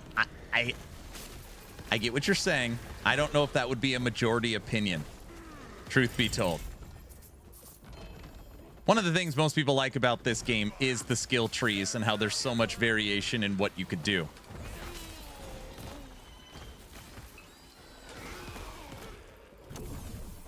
Also, if you had a level 6 fireball on, let's say, example, I don't know, a rogue, you wouldn't be able to scale it, but I guess maybe you could add like an ignite, and then you could scale off ignited enemies. I mean, I guess there's a semi-purpose for it. I do my reviews day 1 of launch. I could do it early, but it's losing points for the frogs in early city building. I just left my review for Dragonkin. Spoiler alert, it's positive. Thank you, guys. Don't leave the review for me. If you think they deserve more attention than they're getting, like, which they do, you should leave a review for them. I probably answered, I don't know, maybe 30, 40 times the same question. Aaron, Dragonkin right now is mixed on Steam. Why are people leaving him bad reviews? I don't know how many times I answered that question. A lot of times. People really, really, really care about that review score on Steam. It is very, very important.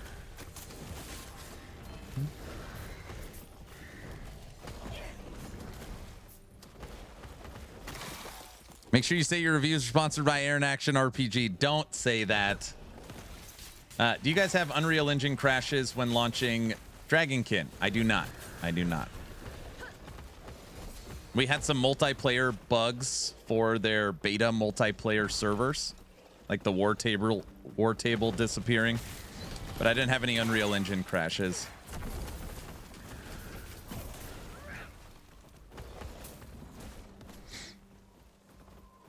Make sure your video card drivers are up to date. The prologue was already better than the entire Diablo 4. You thought so?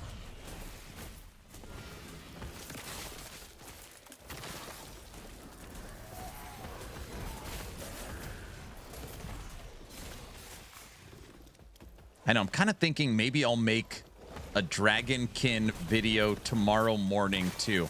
There was one video I didn't get to make. There's only one, and that's what is endgame. I basically was like kind of keeping count of the main questions I was getting, and one of the main questions was endgame. What is it? Very easy question to answer.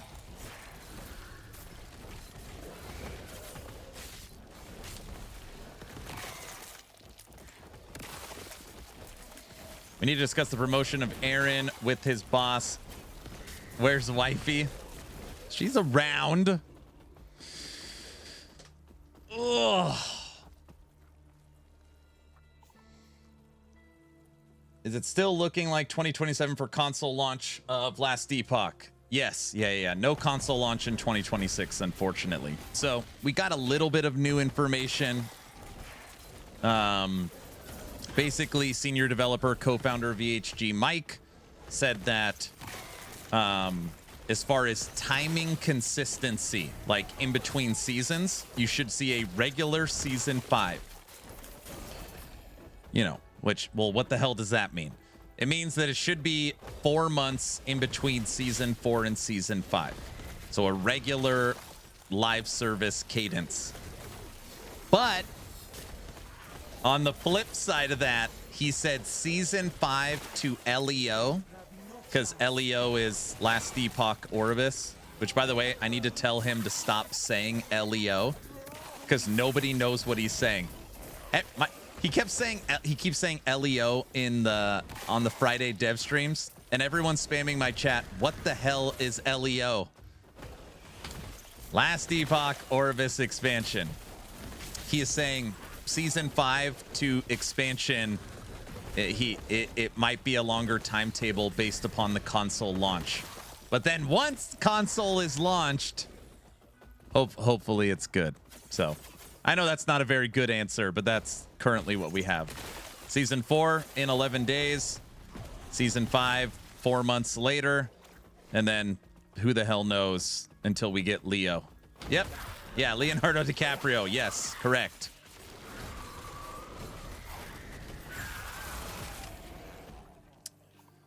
You are correct. I hope so. Law enforcement officer. People are like, LEO, what is he talking about? It's like, I know.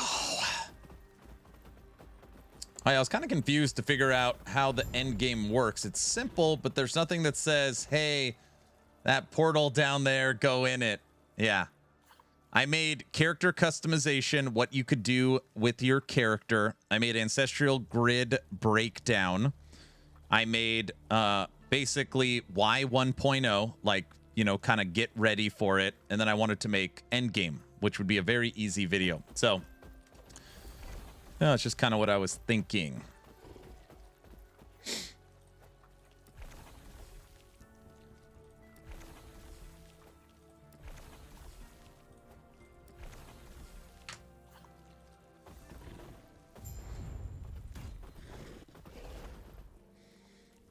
If next season doesn't hit the mark, how do they move forward if taking extra time off is not working?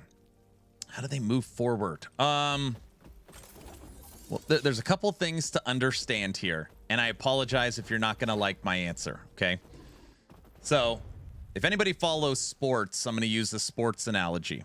Right now, Last Epoch is didn't have a great season. They didn't have a great season. They're currently in a rebuilding period. Now, what does rebuilding period mean? They've hired about 30 people. They have spun up multiple new teams. So they are trying to have like a season 4 team and a season 5 team and an expansion team.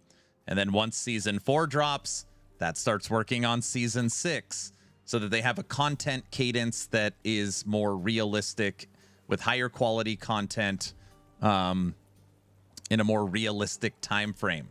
On top of that, they have gotten a lot of funding. So previously, the entire team worked on season 1. And then as soon as season 1 ended, the entire team worked on season 2. And the reason why it was structured that way is because they needed the funding from season 1 to then fund season 2. It's literally like living paycheck to paycheck.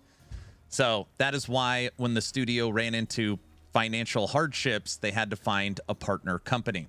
And that partner company, after 9 months of negotiation, was Krafton Entertainment. So whether you like it or not, you know, they thought that that was the best bet, and Krafton has funded them into the future. So I've heard a lot of people say, oh, if season 4 flops, man, that's it. I bet the studio's shutting down. No, that is not.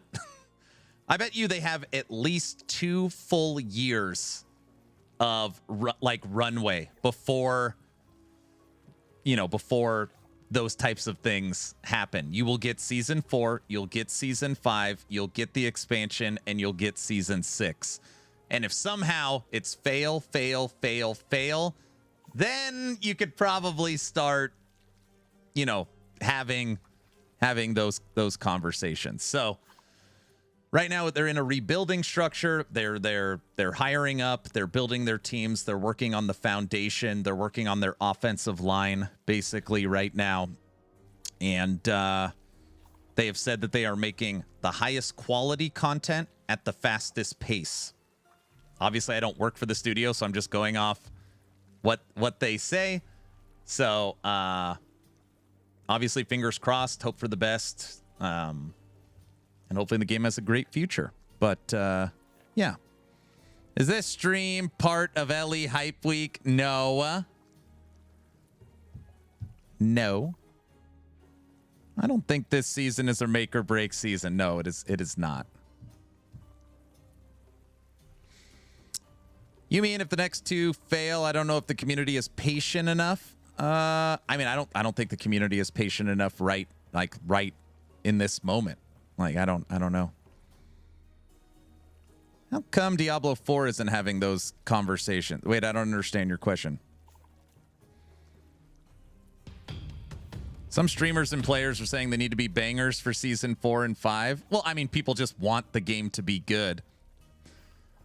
I think a lot of times as a people, we struggle with like putting our, we look at it from only our perspective. If you log into season 4 and you think it sucks, oh, this game's going under, the season sucks. But that doesn't, like from a financial standpoint, that doesn't mean any, like you just, it doesn't mean anything. You're just talking about your own emotional state. A red ring, minion health, T3.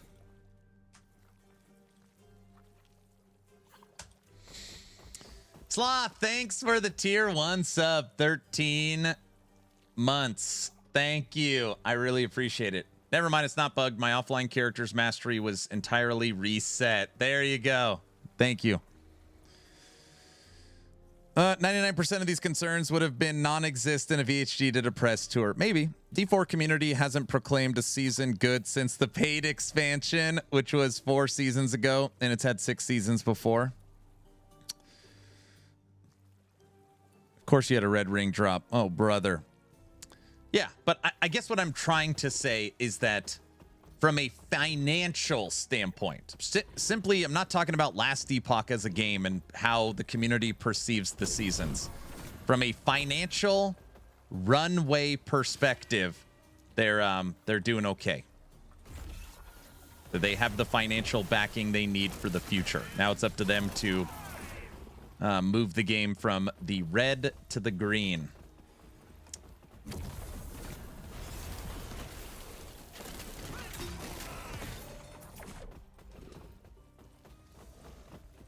I can't even complete the hard hunt. I'm terrible.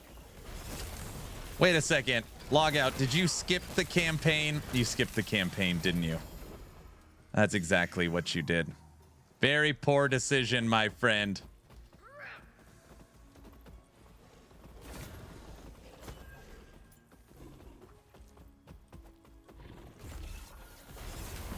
Yes, I'm using an existing character. Oh.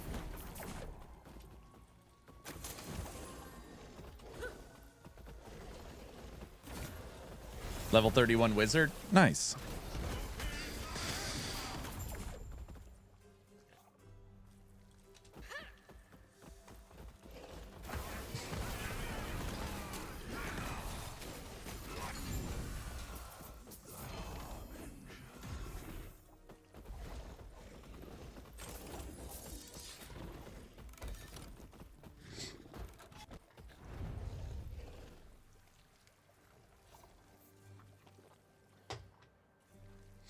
Dragonkin launches at midnight or something crazy. It's normally like 2 or 4 p.m. or some kind of middle of the night. I don't know if they actually have a countdown.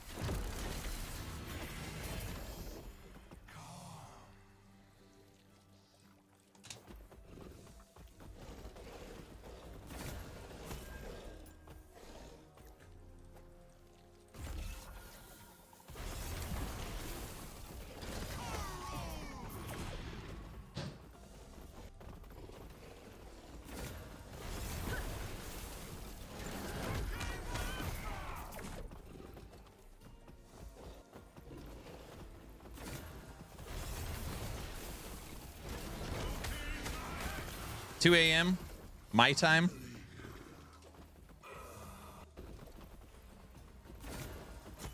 Does that mean I need to wake up and play it at 2 a.m.? Is that like a requirement? Yes, it does. I see. Yeah, duh. So I have to boot up stream at 2 a.m. Oh my gosh, if I booted up stream at 2 a.m. and streamed it for exactly 8 hours, that would mean that I was ending stream. It would be when Last Epoch is posting Hype Week.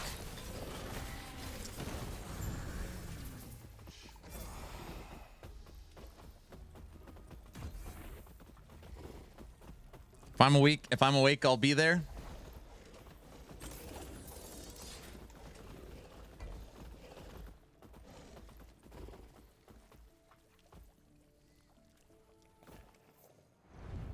See, it'll be a great use of your time.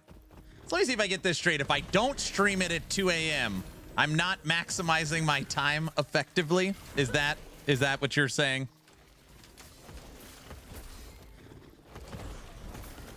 Correct. Aaron, after dark? You know what? If anything, I should just not stop this stream I'm on. And we should just go all night into Dragonkin. Now we're... Yes, he's starting to get it. Yes. Now he gets it. Okay. I think based on what I asked Mike about the Paradox class, the one that they are bringing with the expansion will have something to do with combos or something similar. So again, this is just a, like, off the hip. Mike has talked about for years the Hunter class. If there's one class Mike has talked about, it's like, man, I wish this game had a Hunter. And what a Primalist that could use a bow. And you've got your, ranged marksman, and also, you send out your saber-toothed tiger or something. If I had to make a wild guess, I would say the first Paradox class is a hunter, where you could use companions, and it'll scale with your basically marksman skills, some kind of ranged abilities. That is my guess. Ew, they want me to pay for a combo class? I don't know. They haven't really told us what they are. Is Aaron leaking again? No. Oh, I want a monk or a barb. Barb's off the table. They already said it. Could be a monk. They do combos. That's true. There's already a falconer. That's true. I don't know. They said the Paradox will be completely different than anything that plays in the game. There's already a bow class. Yeah, but right now you can't mix masteries. So just imagine for a second a Grim Dawn or a Titan Quest. Paradox class allows you to access 2 masteries from any class. So if you pick Necromancer and a Paladin, you get an element, I don't know. A Ritualist. You get a Ritualist or something. What about a Necromancer and a Beastmaster? Okay, now we're talking. Bro.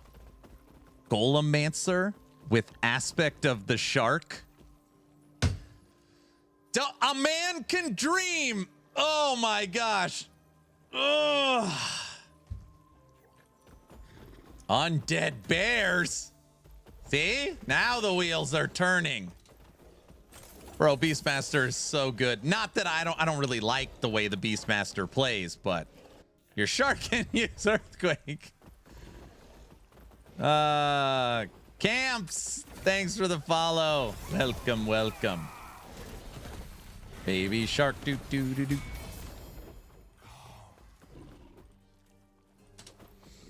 Your dream is necro cows. Okay. When you talk about small little tweaks that I would like to see in the game Last Epoch, I'll tell you. Hey, look, we killed Uber Aberoth twice. See? You could tell that both of these gloves do not have a faction tag on them. Were not purchased. You don't believe me. If you are using Tyrant Skull as an Acolyte, the T-Rex should be a skeleton. Like Night at the Museum. Should be a skeleton T-Rex. I would be elated with that small visual change. I feel like that's the kind of stuff people love. I could be wrong. Hell yeah, you know what I mean? I would pay $10 for a T-Rex transmog. At least a paid skin. That would be the most absurd thing they could bring to the game.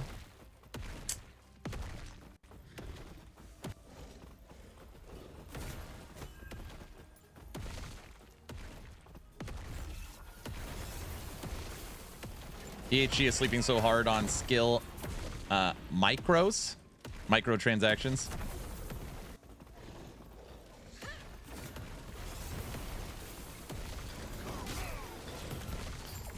I'm sure that Death Knights will be fine with Hungering Souls. It has to be necrotic, though. It doesn't have to be necrotic. It'll convert to fire if you want it to be. Remember that mini event with the OP mobs? I want that to be the standard. Make it the permanence feature. You're talking about the Immortal Uprising event. I do know those mobs. Yes, I do. Yes, I do.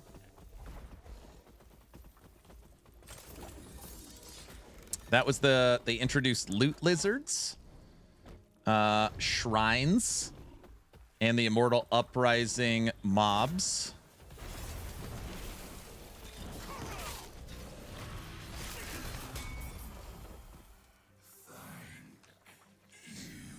T7 fire with sealed cold. Fire. We like 1 LP. 881.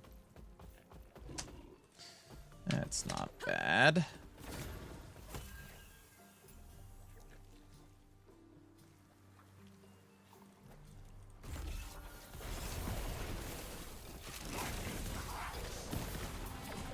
You know what I've noticed?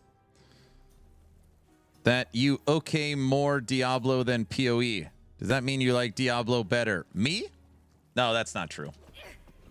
So if you look at the Keepers League, so not this last league, Mirage, but Keepers. I think I played it for 10 days, 10 to 12 hours a day, and made my first PoE 1 build guide with Reaper Revenants. PoE 2, I played at least a week and dropped a Varashta Jin source build guide.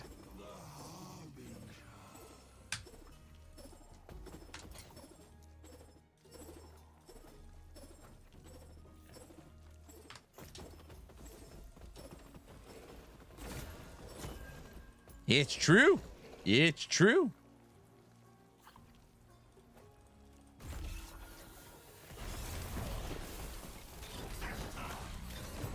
And if you look at currently Mirage League and Season 12 of D4, I played them each 2 days. So each of them got 2 full stream days. But me, like so many other people, I can't, when these games drop on top of each other, it just makes it next to impossible for me to cover the entire season. It's too hard. All right, let's drop off some crap.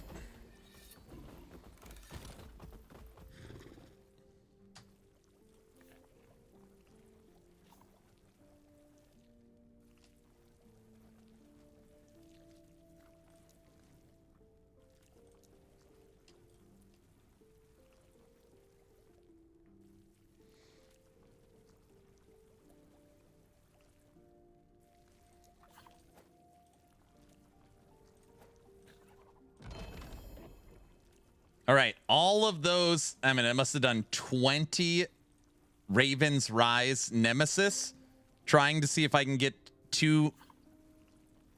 2 LP. We were able to get 2. So prepping for the next update. 2 LP Raven's Rise. This will be the best glove for casting minions. I will take it. No. Yes.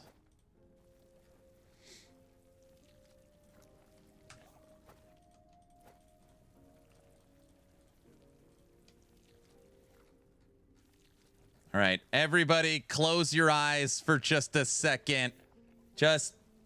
I just need your eyes shut for just 1 second. Just go fast. Top secret.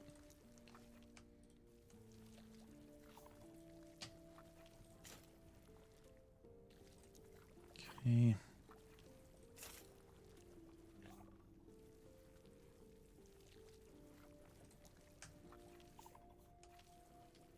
This guy. What? What did I do?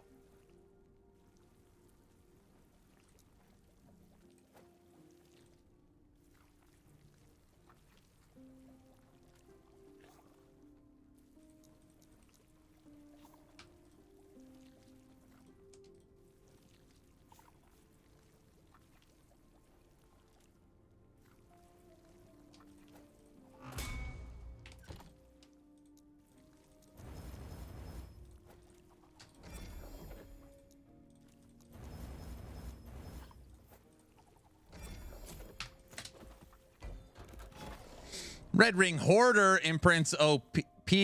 Damn, dude, WTF. It's not what it looks like. Okay, am I the only one who starts over fresh every season? I do. This season I played, I started with I started seasonal fresh with a minion character. And then I played Lich. So I made 2 seasonal characters. Started with the minion base.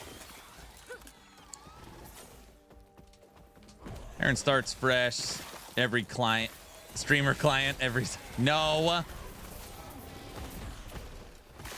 Aaron, can you show skills on Dragonkin for Oracle all 17 later? I can't today. I can tomorrow. What is a red ring? Uh-oh. But what you could do, War, is again, play the prologue. And then once you access the city, you could go to the Master of Fragments and it'll show you all 17 skills. You can actually buy all 17 skills and then go to the training dummies and try them. And remember that every skill can be changed into a basic, core, or ultimate. And every skill can be turned into fire, poison, lightning, frost. There is so much build diversity in that game.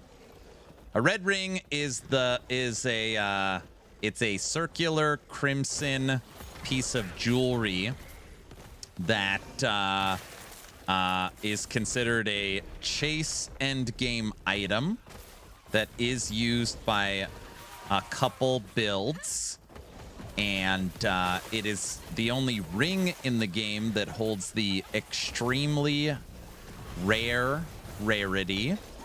And it gives you 10% damage reduction based upon your attributes. It also gives you resistances, health regen, mana regen, all attributes, and movement speed. Some people say that it's a decent item. I don't use them. As you can see on my character, no red rings. You know. Dragonkin 70%? No, it isn't. Boom!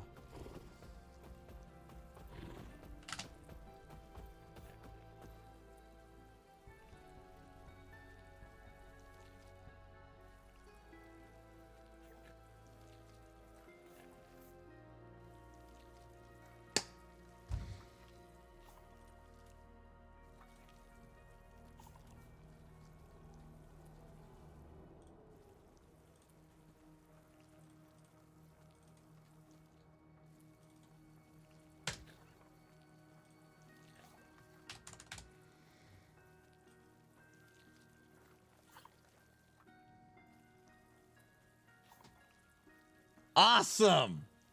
Awesome. That is awesome. Mostly positive 70%, 87%. Very positive. Nice. Thank you, guys. Too bad they have a goofball streamer at the top. What the hell's that supposed to mean? Paid reviews for the win. They're not paid reviews. Gosh. What? Show us the ring slot on your Beastmaster. Here we go.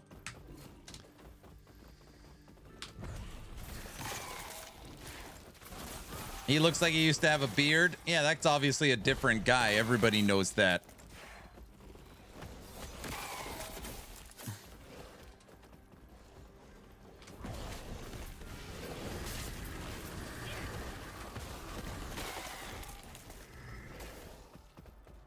So now you're backing out of the deal. Wait, what was the deal?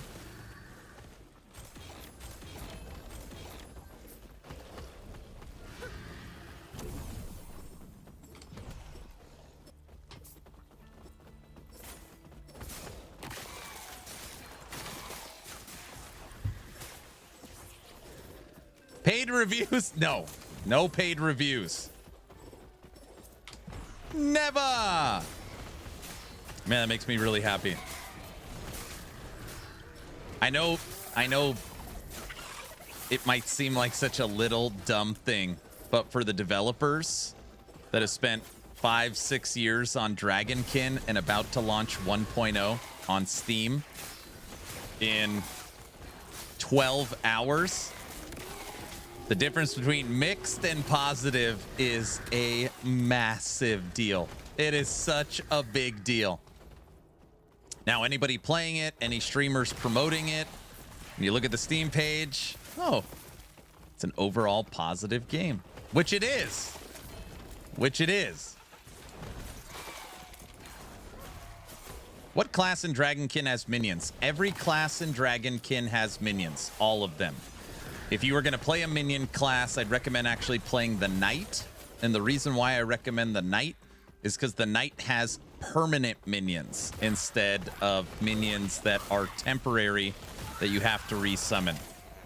You can have basically, the Knight can have an army of knights, little shield hitting guys.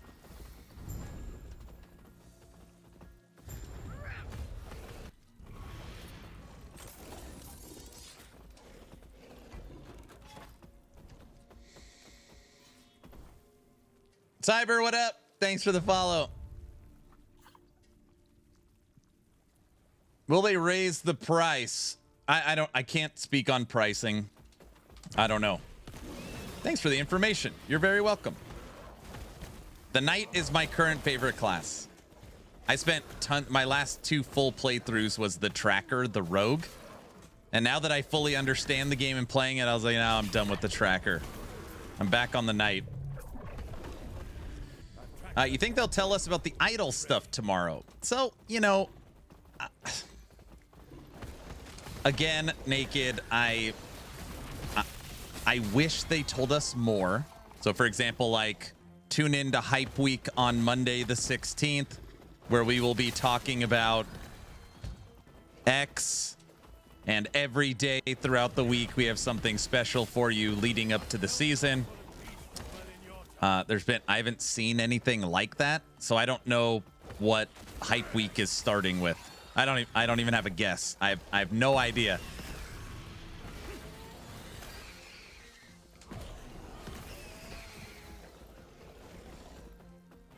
Someone gave a negative review and it's back to 69. You're so full of crap.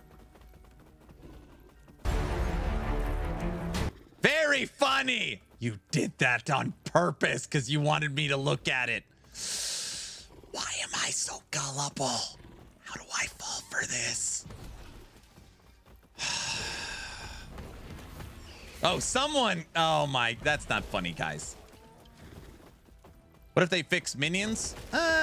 So.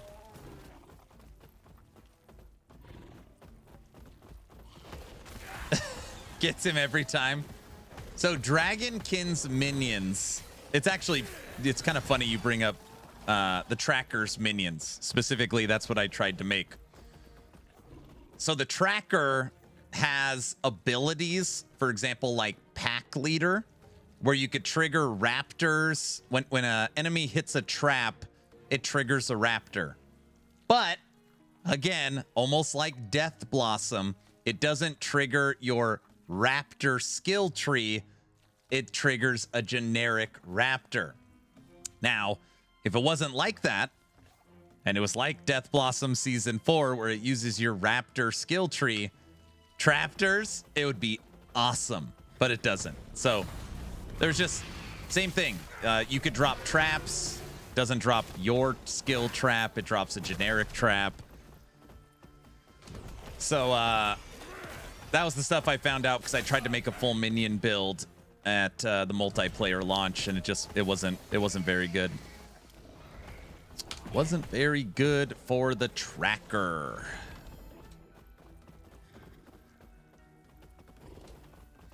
Wasn't very good for the trapper.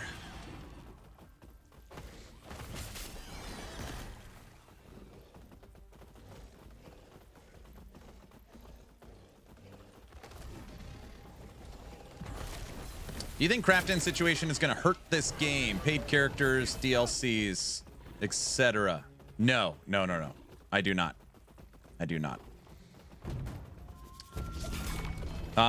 There's some reasons why, Cyber. Let me try to explain. 11th Hour Games for over 2 years was unfortunately operating in the red. And, you know, if you're a restaurant, if you're any business owner without a publisher or a parent or company, you can only operate in the negative for so long. So right off the bat, the option was find a new parent company or close down. And believe it or not, there was quite a few people that are like, they should have taken the honorable route and closed down, which is really easy to say, you know, sitting behind your computer with no skin in the game. But after 9 months of negotiation with multiple parent companies, Krafton was the one that allowed them to continue exactly what they wanted to do, give them the funding they need for the future and the connections they need. So, you know, to that question, it's not Krafton will hurt them. It's actually Krafton saved them. Now, to follow up on that, yeah, but we hate Krafton. Krafton sucks. Subnautica, yes, all that is, you know, all that is still true. But the paid class thing is totally blown out of proportion. So, Titan Quest, Grim Dawn, Diablo 2, Diablo 3, Diablo 4, soon to be Slormancer, Hero Siege, Chaos Vein, frickin' Torchlight, literally every single ARPG in the genre sells classes with the exception of Path of Exile. Everyone. There's not... People will say Wolcen, which is true. Wolcen, Lords of Mayhem never sold classes, but every other one does. So it's just, it's different, you know.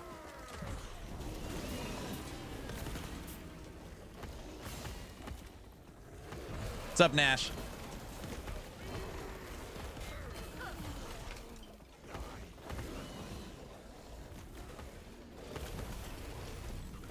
All of them.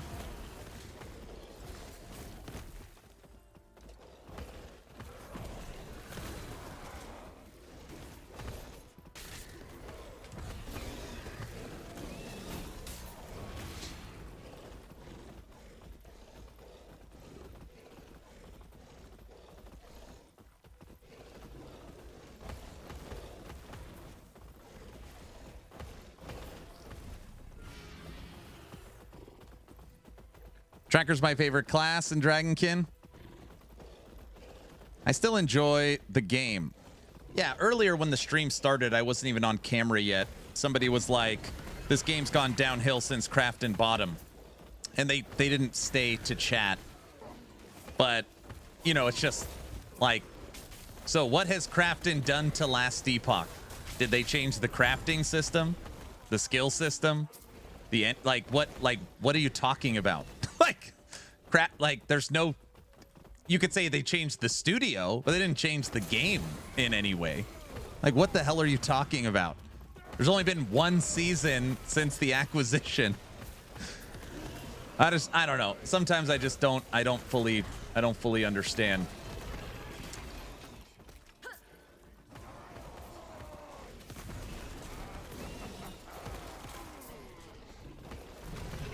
Another thing, Cyber, is that let me just ask you a question. I'm going to talk to you specifically because you asked the question. And I'm going to use Diablo 4 as an example, okay?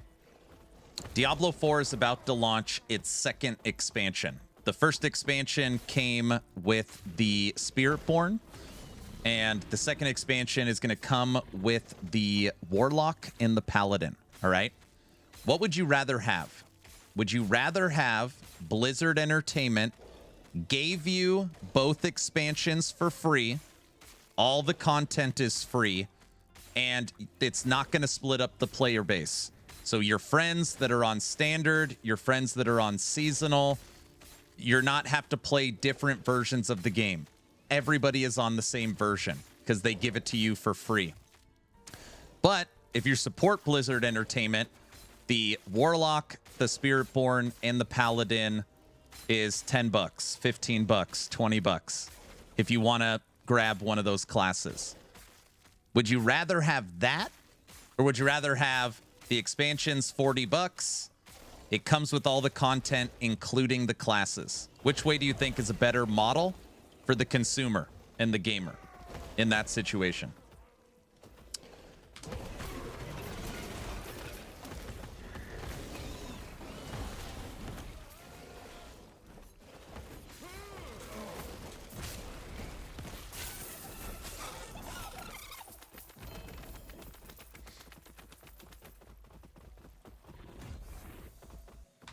What friends? Hello from YouTube. What's up, Exatheus? I'm an old school gamer. Pay once and done. I do not like battle passes.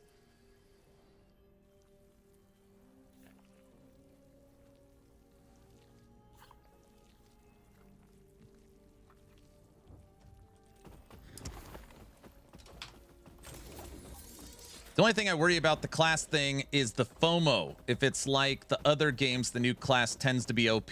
And you are saying that the Paladin, when it dropped for Diablo 4, was not an OP class?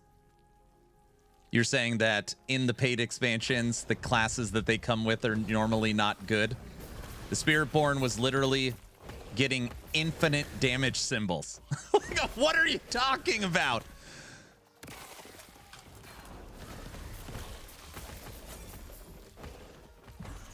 The Paladin is still OP, obviously.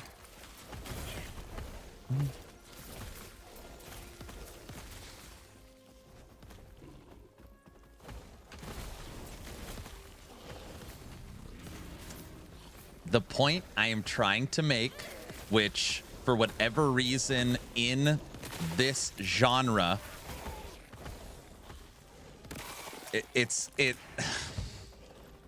every time we have this conversation, people get upset. So, people give value to the expansion because of everything it comes with, okay? So it's like, well, the Diablo expansion, we're getting a new end game with this golden ticket, and we're getting new skill trees, and you're getting 2 classes, and you're getting the cube, and you're getting this new area, and you're getting these new enemies, and you're getting new balance, and you're getting fishing. And you equate all of these things to a cost value, okay? Yeah, it's $40, but we're getting so much of this stuff. Now, if Last Epoch says, we're giving you all of that stuff for free, we're giving you skill sigils, we're giving you the last 2 acts of the campaign, we're giving you balance and sets and bosses and stuff. Since they're giving it to you for free, it doesn't hold a value, which then makes you think, well, the paid class is BS. The paid class is pay to win. The paid class is FOMO. The paid class is, you know, instantly bad. So even though one model is obviously superior, one is considered terrible, but the other one has a perceived value that makes it so much better. I don't know if anybody understands what I'm saying. It's just, yeah.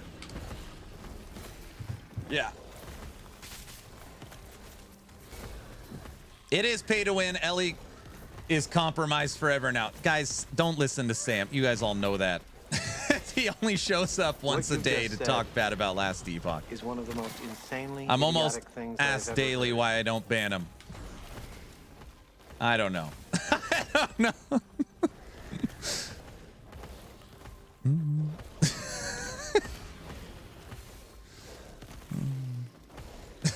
I'm just so nice. I don't know.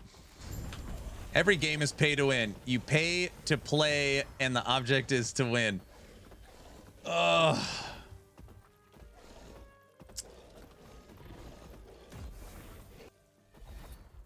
But again, under that same thing, if Last Epoch came out and said, hey, everybody, listen, we do have to update our monetization model.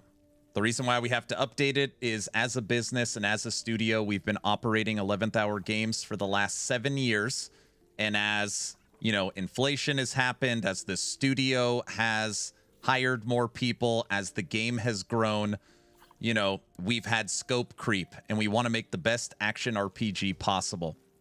And unfortunately, after the last 7 years, 2 of the last years, we have been operating in the red.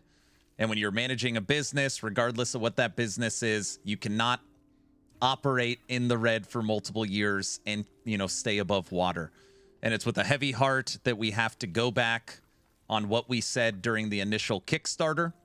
And we will have to have a cost for the up-and-coming expansion. Now, that up-and-coming expansion, we are happy to discuss or to talk about today.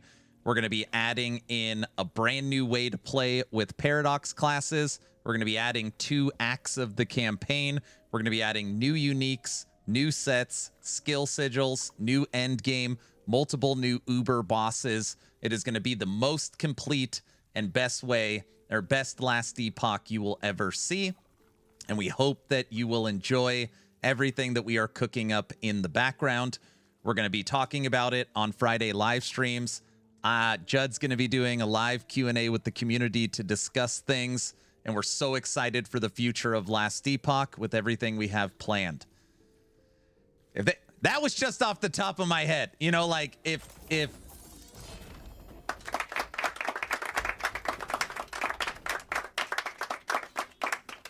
it was presented that way, they'd be, I think most people would be like, okay, 7 years of only needing to spend $25. That is pretty, like, we get it. You promised no paid expansion 7 years ago in the Kickstarter. Everything has changed. I think most people would have like, you know, I think maybe not everybody, but there would have been some. All right.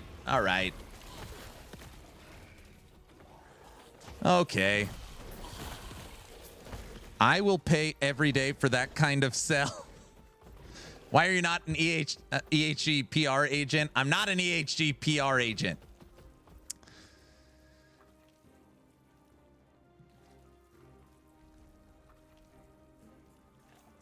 To be honest, none of this matters. People don't really care about the producer, only the product and the promise. 11th Hour Games broke their promise, simple as. And the reason they still broke their promise. So maybe they'll only care about that for sure.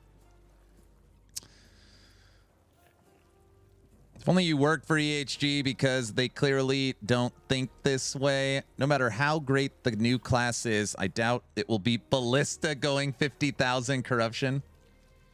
EHG cost 35 bucks, not 25, not back in the day. My eyes. Wait, what did he say? Hold on. My eyes glazed over. If I were you, I'd literally just ignore this question. I like good conversations.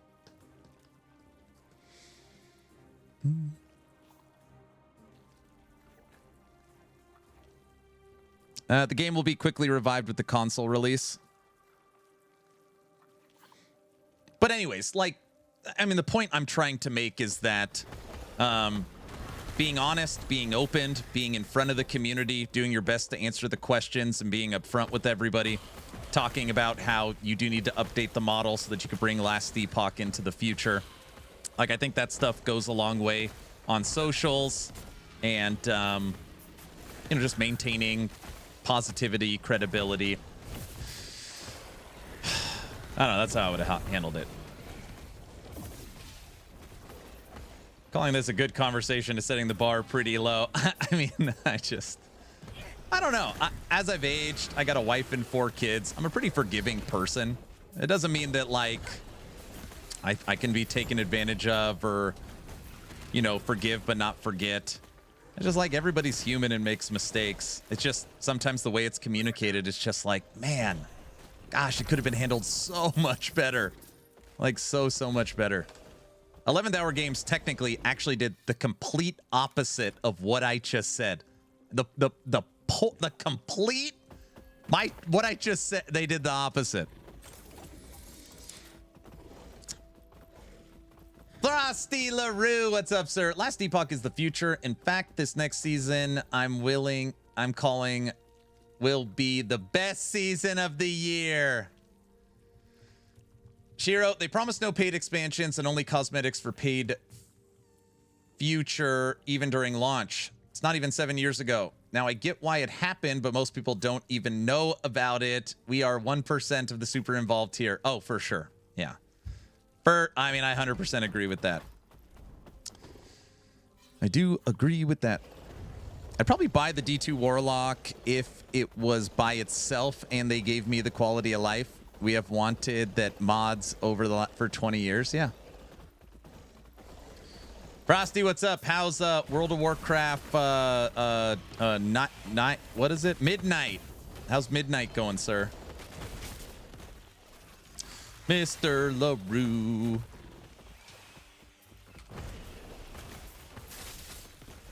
Dude, Cyber came in and asked one question. And is that all it takes to get me to do that rant? That's it? Yes, that's all it is. Yes, one question. Yep.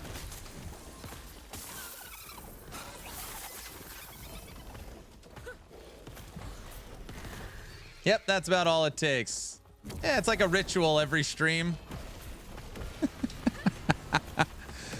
You use Aura of Decay over summon skeletons? I do. Yeah. Summon skeletons die too easy when you start getting up to 1,000 corruption.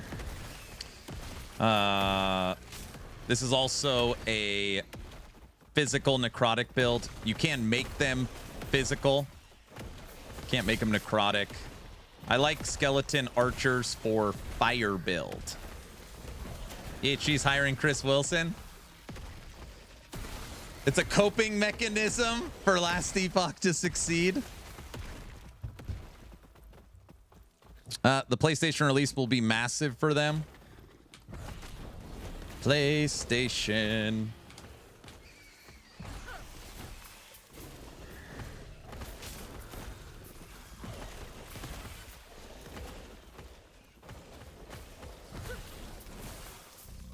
Did you find out who Moon Studios hired from 11th Hour Games? So, on X, Thomas Mahler said he hired someone from 11th Hour Games at GDC in San Francisco.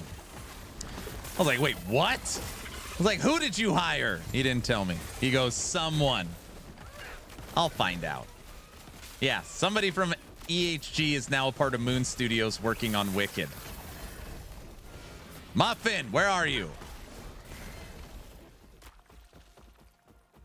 Imagine if it was Mike.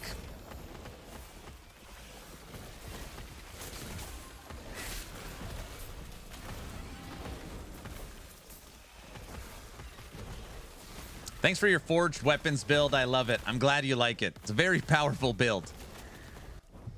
We haven't seen Karn. You mean Carve? We haven't seen Carve in a while.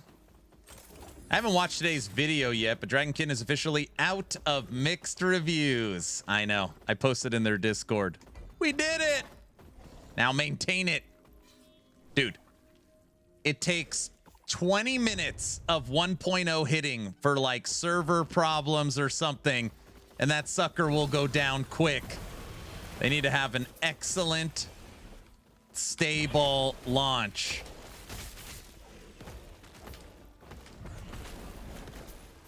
Obviously, spelling's hard. Everybody knows that.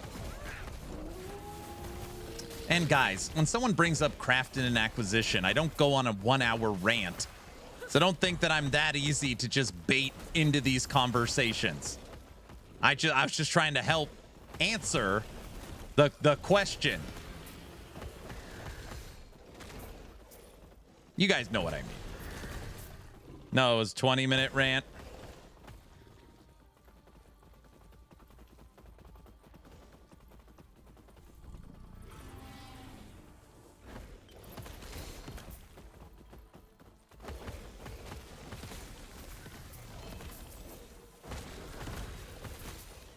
So what you guys are basically saying is I'm predictable. Every stream, you know exactly what I'm going to say. I might as well be a bot. Wait a second. Am? That's actually pretty accurate. Yes, pretty much. Yep. You aren't a bot? Same jokes and everything. Pretty much. I have 283 hours on this game. I'll definitely play it more. Nothing but bots in here. Oh, gosh. Wait, this isn't a botted stream? Aaron isn't AI? Here we go. Guys, as long as you're following the channel on Twitch or subbed on YouTube, type in ! giveaway. Get into today's giveaway. We're supposed to have a giveaway yesterday, but my power went out. All right, I'm out of here. Have a good Sunday. See you later. See you later. Make sure you go give a thumbs up and a like on the Dragonkin video, West.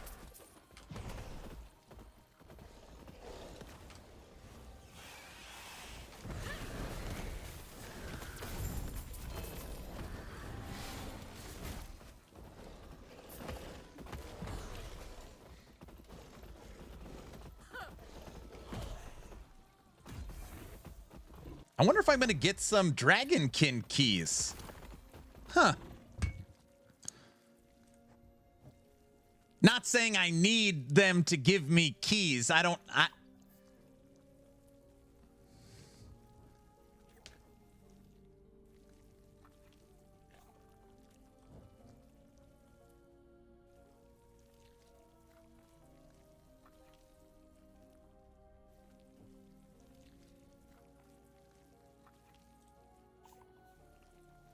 You mentioned the permanent minions on the knight earlier. Are they useful?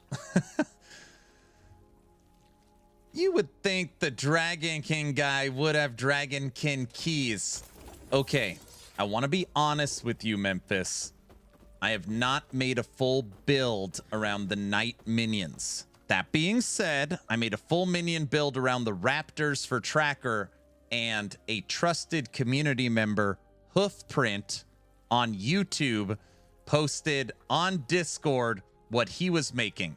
And he had an archer and a knight army running the hardest difficulty. So I know that you can run the hardest difficulty on a full knight minion army. But I have not personally tested it. The reason why I would play knight for minions is because, again, they're permanent. So your knight army kicks it with you instead of having to keep trying to resummon them. Roger that. Thanks for the input. You're very welcome. He said what he does is I think he uses the cold wormling, and the cold wormling can trigger skeletons. So you have permanent skeletons and permanent knights. You got like a army running around. Hello, Aaron. Just ended this week's D&D night. How are things going? Stream's been great. Everybody's been awesome. Talking last Epoch Season 4, craft and acquisition. Actually, a lot of the talk today has been around Dragonkin, with 1.0 dropping tomorrow. The Steam page has officially moved from mixed reviews to mostly positive, which is awesome. The beginning of stream, I was actually spec'd into my Warlock, and I went full manual casting Hungering Souls. Like I told you, I want to test out Hungering Souls to see how they operate. They are terrible. So I couldn't get through Corruption 100. So I was like, okay, let's so I switched. I'm still planning on, you know, it wasn't that bad. People just said it looked like I was shooting bubbles at the enemies. Like, when they pop, they don't do any damage. I'm actually going to try it tomorrow. Hopefully, it's not bad. First off, Nash, I'm going to help you with something. The power of positive thinking. You can't go into something saying, I hope it doesn't suck. Okay?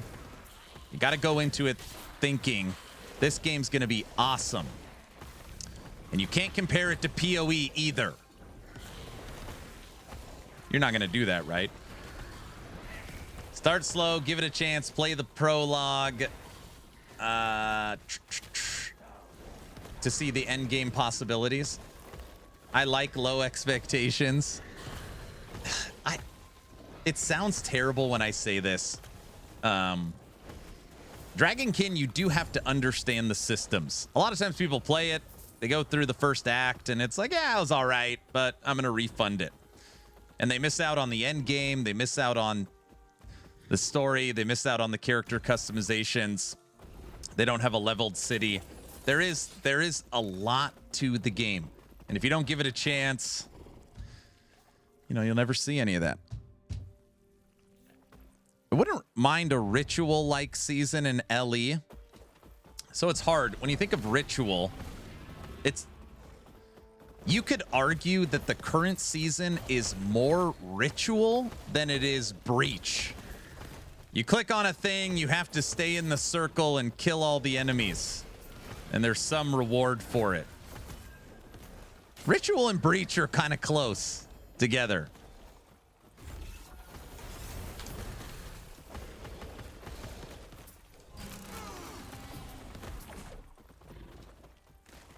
I'm new to the game. What is the best class I could try to be fun? Okay. Magic Man. Are you talking about Last Epoch or Dragonkin? That's why the joke, PoE players love to run in circles.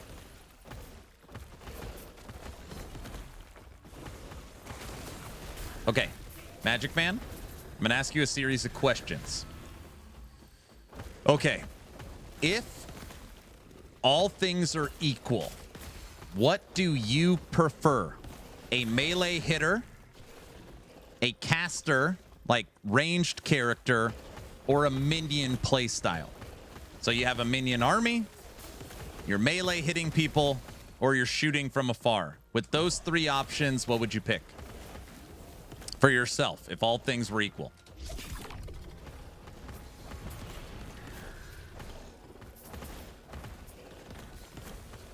Melee for me.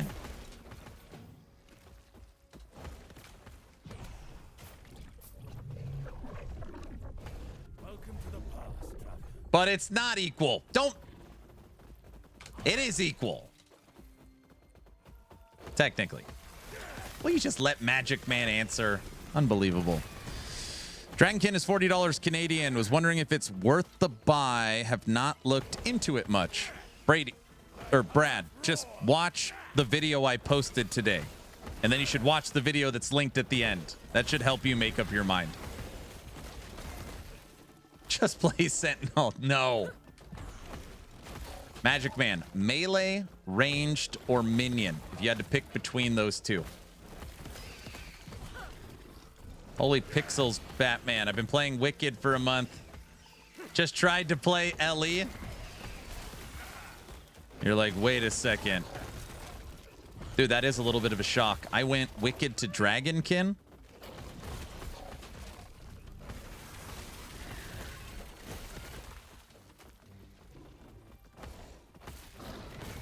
Yeah, Brad, I posted a 11-minute video on it today.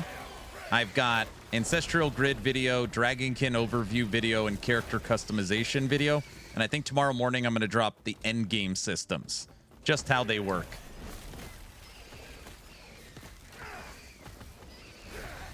Dragon King goes live in 11 and a half hours, 2 a.m. for me.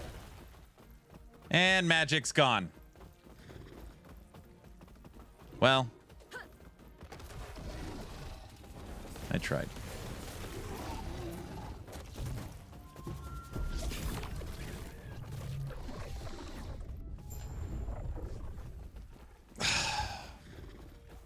Cyber, don't laugh. I had to go through a whole spiel about crafting. Because of you. Which, hopefully it helped. Will Dragonkin's price increase tomorrow? Have they announced the price? I thought there was a little discount or something for tomorrow. No, don't say my bad. I have to go through that talk every day. So if it wasn't you, it would have been someone else. Aaron, why do you play this game? I heard Crafton killed it. And then chat's like, uh-oh, he's about to do the thing. And then I do. That's pretty much how it goes. Yo, what's up, Danny? Anger, hi. I'm not sure what it is about Dragonkin. I just don't feel the combat. I'm so used to playing controller in Wicked now. I mean, it is hard, I will say, to play anything after playing Wicked. That's if you play D4, PoE, Last Epoch, Torchlight, Dragonkin. It's a pretty large difference between those two, for sure.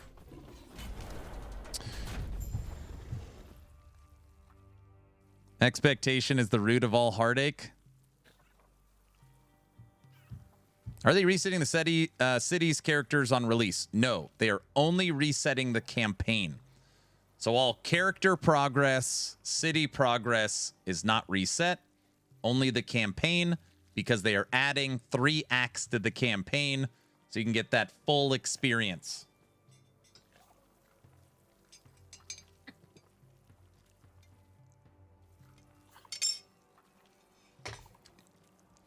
The full campaign experience.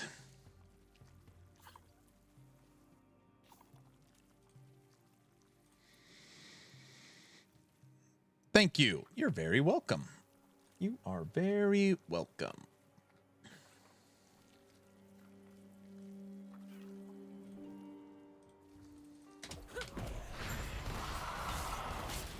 Blow up the dragon. This was the old Pinnacle boss.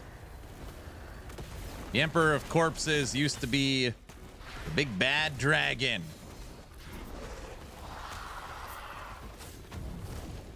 Do we know if there's any changes to the Warlock Season 4? Okay, wait, let me think. Warlock is getting a large buff with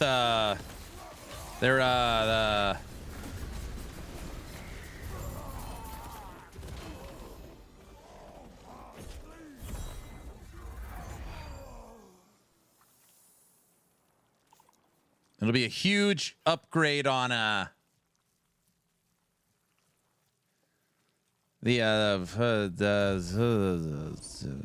so that's getting a big upgrade on Warlock.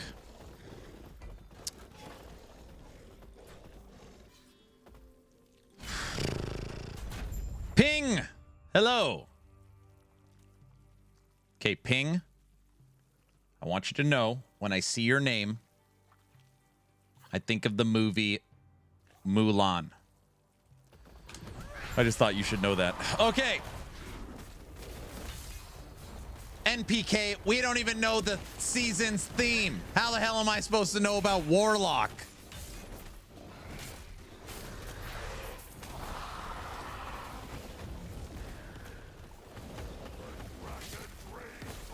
Okay, that's true. Yeah, I don't know. Yeah, there's boots that convert Aura of Decay to fire. There you go. So because of that, you could use fire and witch fire. Ooh, I'm changing it. I'm going to take this 20 to all res because this one's older. I'm replacing it. Yep, I'm doing it. Wait, someone other than me plays Warlock? Yes. Season theme is awesome and corruption. Yes. Getting fire conversion for AOD, yes. Will be good for a chunk of Ignite for Witchfire setups. There you go. Ping, what's up? What are you up to? Dishonor you. Dishonor. Dishonor to you. Dishonor to your cow. Oh, yeah, a lot of people know Mulan. Thinking about Warlock next season. Wait a second. Everybody's playing Warlock next season? What?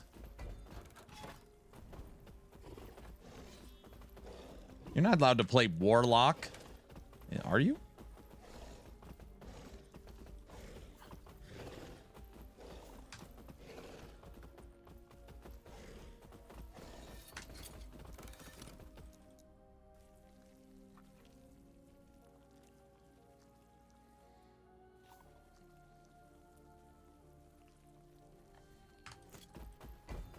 Isn't there more uniques coming season 4 that we don't know about?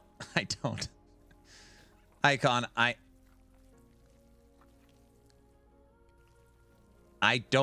don't know anything. We have no idea. Is there more? Hold on a second. Wait. Let's stop for a second. Is there more uniques coming season 4 that we do not know about? Yeah. I mean, Mike said there should be the same new uniques amount as previous seasons. And then we went and looked. It's anywhere from 20 to 25 to 32.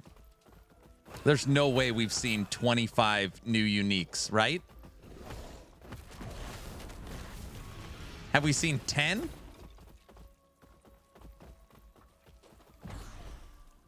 Wait, how many uniques? Okay, we've seen the new sets and the updates for existing sets. We know there's no new primordials.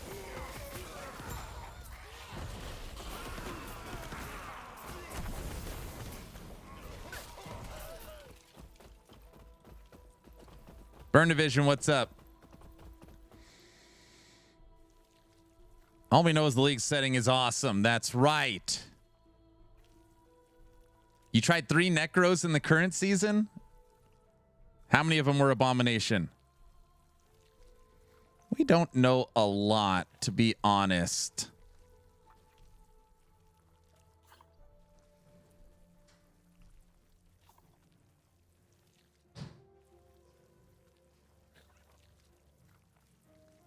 Aaron, thoughts on the black hole changes? Yeah, they're definitely better. But again, black hole, the way it sits, it's just a way to cast Meteor.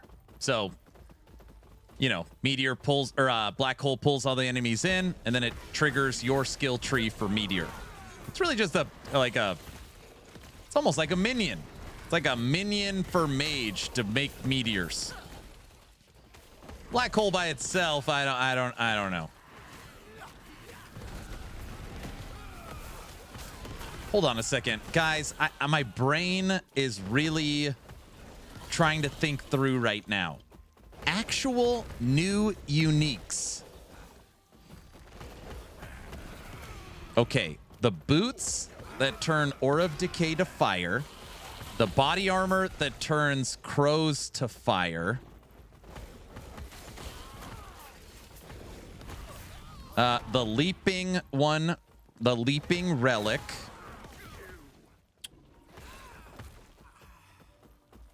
We've only seen 8.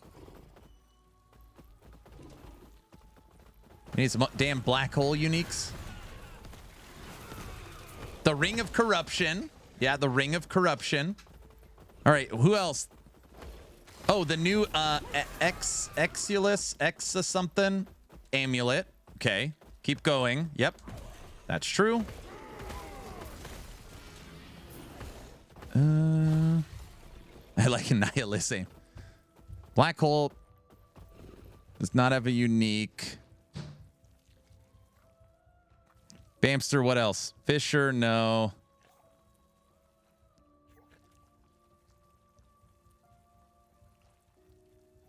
That's not. I would venture to guess that Mike will consider new set items count under new uniques. So you have the Volcanic Orb set. You have the Doppelganger set. That's 5 items. And then isn't there one other one? So if you count the sets, that's another 7 uniques. What's that put us at? 15? Bro, what if that's everything? What if it's the 3 new sets and like the 6 new uniques? No, that can't be it. No. There's way more. There's way more. Right?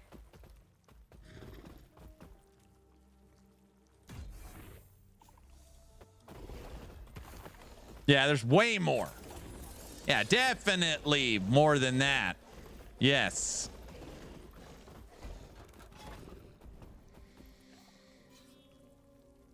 Okay, with all the teasers Mike has shown, what do you expect? Oh, wait. What do you expect to see during Hype Week? Mike has said there's a new Pinnacle boss. So, Hype Week, one of them has to be Pinnacle boss.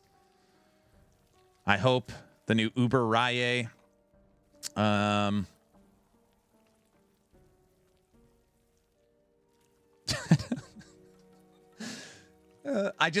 I know, I'm sorry. I don't know why I'm laughing. I've just never been in this situation.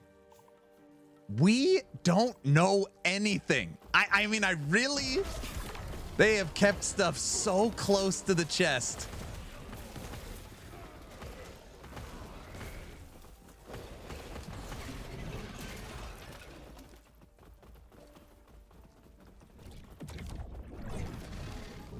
Okay.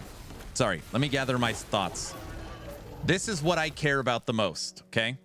I want to know how Omen windows work, okay? Mike has said on previous Friday dev streams that you guys want more end game, you want more content. We've heard you loud and clear. Season 4 will have a more in-depth end game than Season 3. So there'll be, obviously... the build your own beast and then capture it in an amulet. A lot of people did not feel that was enough. So we had the claw that you could go into that area. You had all the primordials. You had all the new currencies.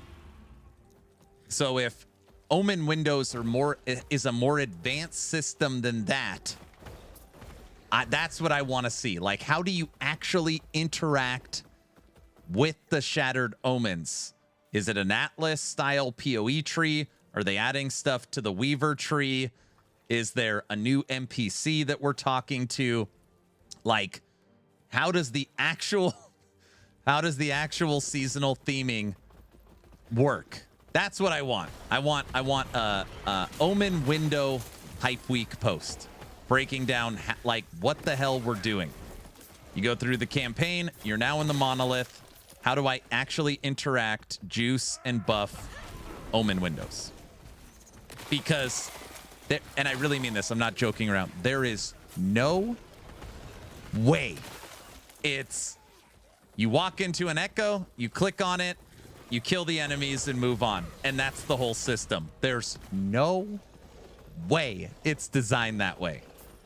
But technically, they have not told us. So there has to be more. There has to, right? Guys?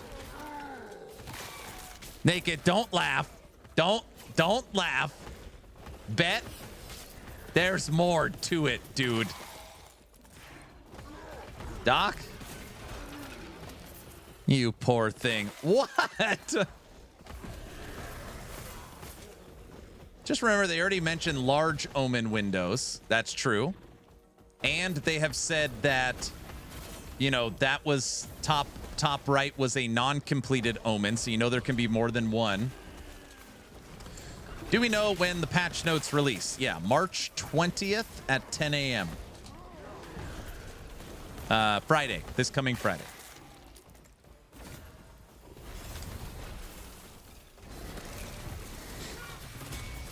So, I'm sorry. To answer your question, what I want to see out of Hype Week is the breakdown for Omen windows. That's what I care about the most.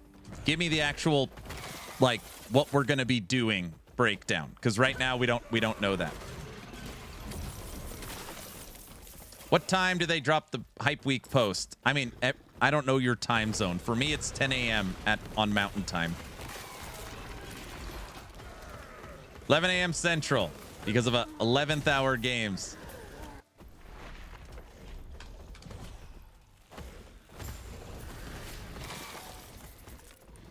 Mike really couldn't even answer much about the league. That has me scared. Wonder if he's just focused only on the expansion. Yeah, you know, it's hard to talk through because they've been showing us more teasers than ever. Corrupted modifiers, updates to the loot filter, updates to the factions, reforged affixes, new sets, but nothing like, here's a teaser of the new boss, right? And it shows like a boss walking down the steps, and then nothing more, because then you'd be like, oh, we know there's a new boss, right? Or let us tease for you the new system you'll be interacting with for Shattered Omens. Or let me, we're going to tease for, you know, nothing like that. They've talked about a lot of smaller things, which is great, but no big systems. No big systems. Copium? Guys, I'm hoping, my fingers are crossed for Uber Raye. Everybody knows that.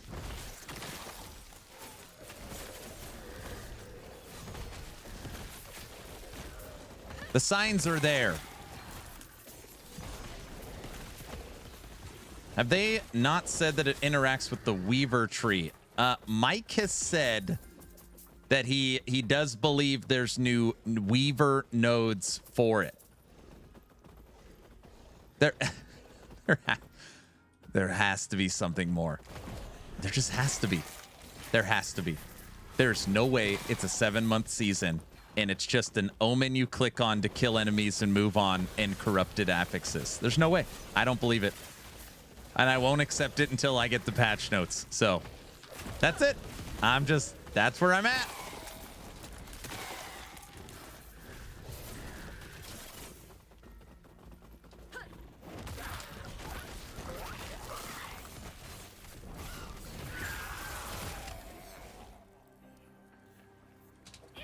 It's gonna be fine. I thought he said there weren't any new nodes. I thought he said there's a few.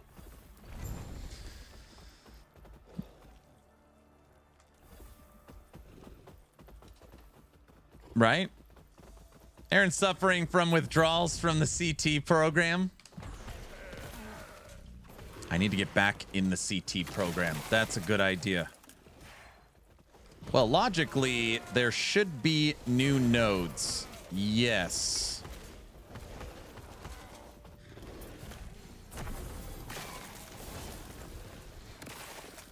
On another note, how do I proc smite with a spear? A spear is a throwing ability. You need to get the idols that say proc smite % chance on throw. Duh, everybody knows that. Didn't Mike say Uber Raye was not real? Well, he didn't say that. He said that it was a very compelling argument, and sometimes we see what we want to see. Aaron, does that mean no? I mean, it does sound like a no, but he didn't say no. He just said no, kind of.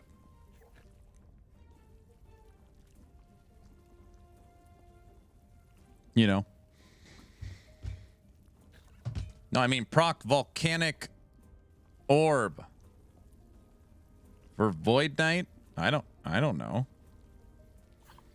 It was a good dodge. Hopefully some dialogue and you could choose something from it. Well, every season we normally get a new NPC, right? So you got like the Haven of Silk for season 2. We had the Shattered Road season 1. We obviously have the on the new act, we have the NPC that sells us our primordial uniques. So there's got to be something we're going to be interacting with. There just has to be. There's got to be something. All I want is LE adding some kind of chase like a divine orb. Yeah, you just want it to turn into PoE. Everybody knows that. Or FE and TLI. It's not a player-driven economy like that where you use currency to buy stuff.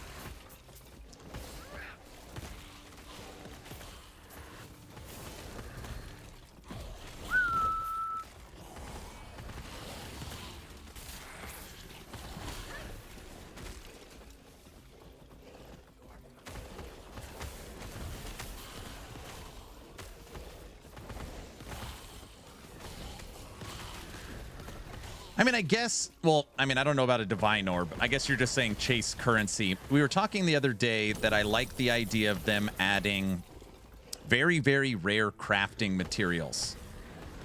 So, the very rare crafting materials would be like add 1 forging potential to any item, which if you don't know, it might seem like nothing. That would be a freaking very powerful item because it brings it back to life. Or adds 1 LP to any item. So you find that 2 LP or 3 LP and it becomes a 4.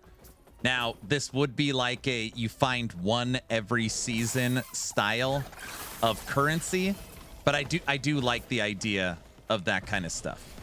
I do like that kind of stuff. A currency that allows you to guarantee a 2 LP slam. So instead of 1, you get 2. Those types of things. Plus 1 LP would be insane. I know. But it would have to be rare. It couldn't be something that you easily get from a Weaver's Tree or an imprint or even a faction. It would have to be, again, not a mere level of rarity, but it'd have to be pretty damn rare where you are excited when you find one.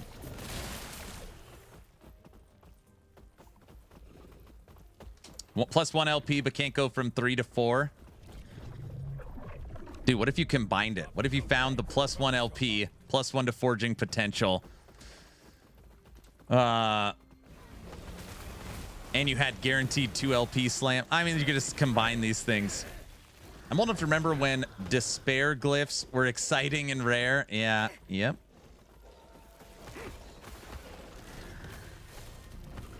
People want gold bars instead of gold, right?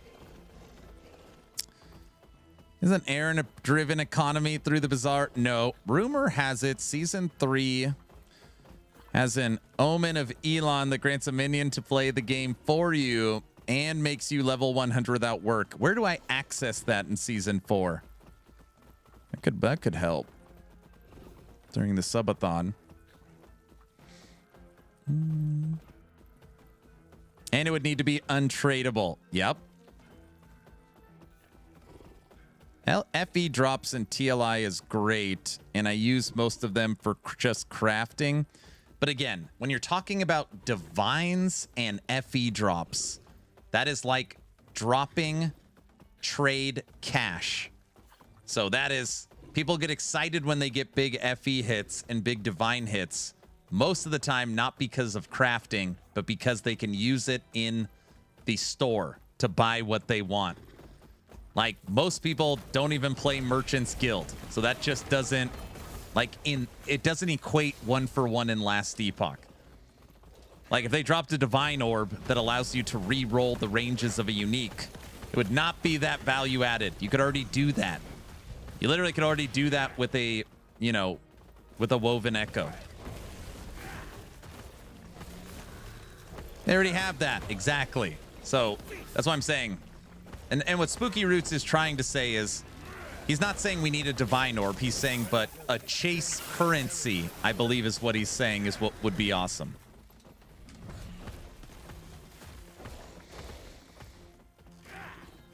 Aaron, how do you feel around the difficulty of the game? Of Last Epoch? I mean, it's hard to answer.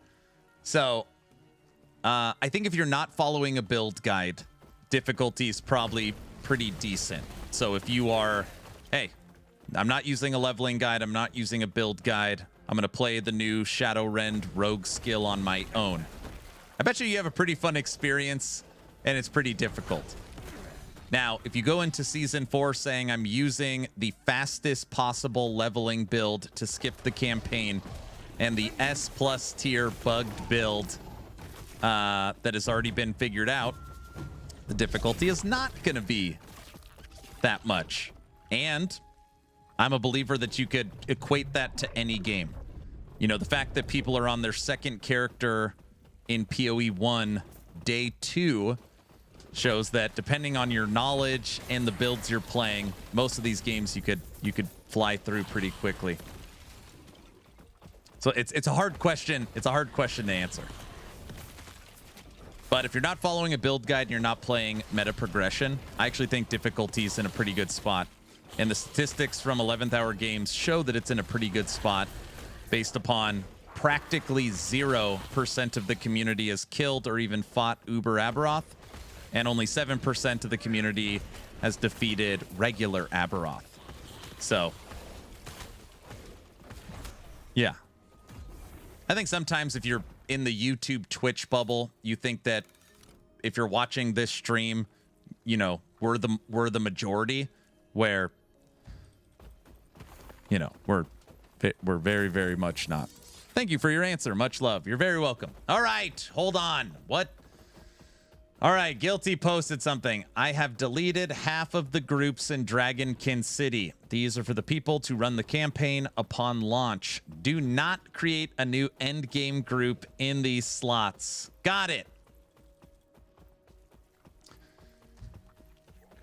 We're going to create a new endgame group. All right. Yeah, I won't do it. Don't worry.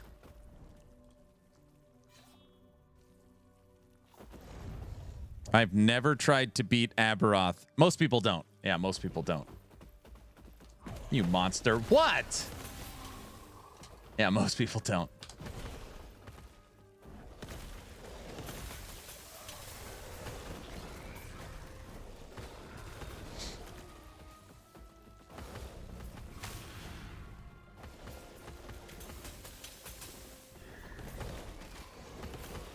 Justice for guilty.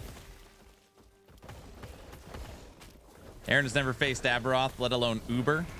Killed Uber twice on stream, online. This season, everybody knows that. What the hell button is it? There it is.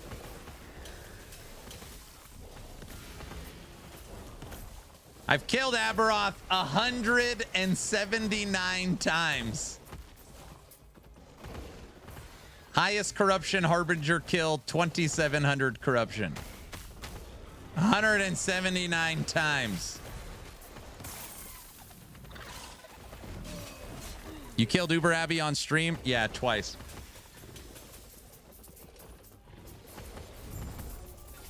We have the proof. Yeah, 2 Fridays ago. I used a low performing build. I used so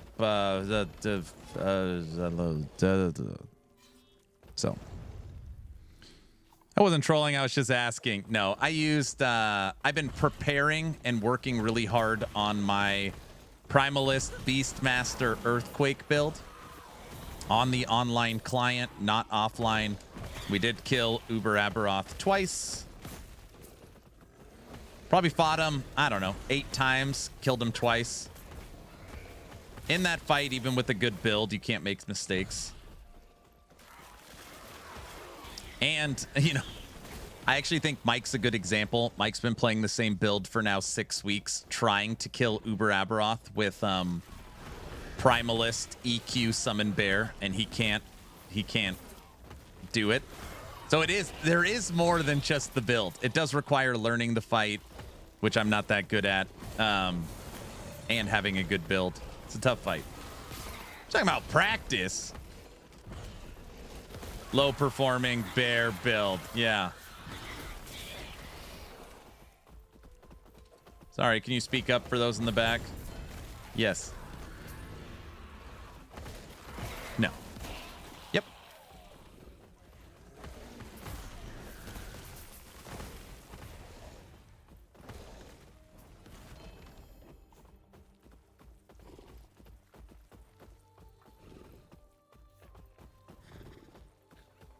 Your bear can use earthquake. What?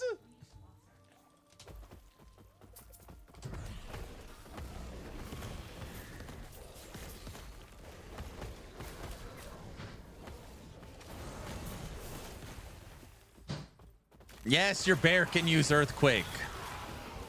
Yeah, your bear.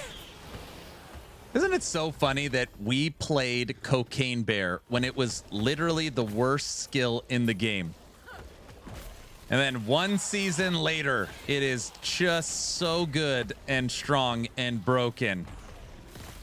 How does that happen? How excited are you for the Necromancer changes? Well, I'm pretty excited from the standpoint that I will be, at least at current time, playing Necromancer for season 1 or season 4. So right now that's what I plan on starting. Play Wheel of Torment. Maybe it got buffed. I don't know about that. I think that's my favorite blurb. What's funny about the bear can use earthquake is that was my genuine live excitement when that announcement came through. Bottled up in a blurb. Aberoth fight is in a very good spot in my opinion. Ellie needs more bosses and content between normal Aberoth and Uber Aberoth, but the goal post is already there. They need a boss twice the difficulty of Aberoth in between Uber very badly. That is, yes, they are in desperate need of another island that, I don't know, has a, you kill Aberoth and now you access Aberoth's dog or something, you know. Well, that's what we're getting. So Mike, they haven't, oh, my brain's gonna explode. They have not really said that there's a new boss coming. Mike has said like, oh yeah, you know, it's not an we don't give it the title of Uber. It's like, what does that mean?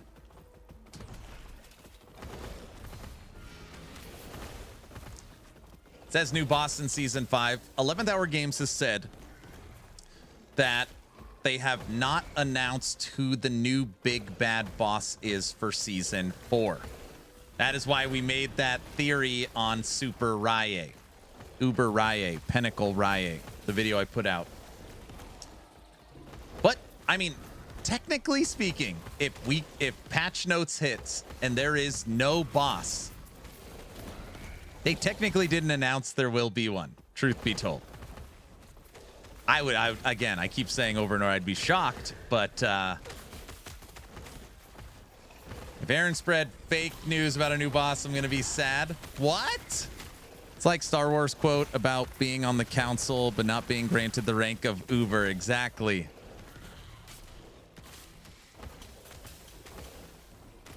I hope they don't announce the boss and just put it in for the people to figure it out.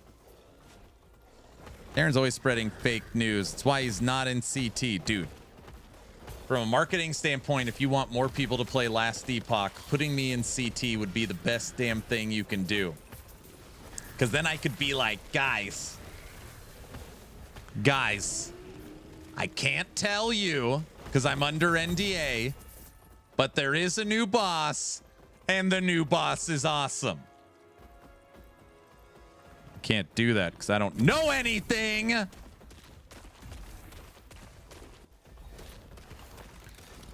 Not that I care. I don't care. It's not like I care. You know.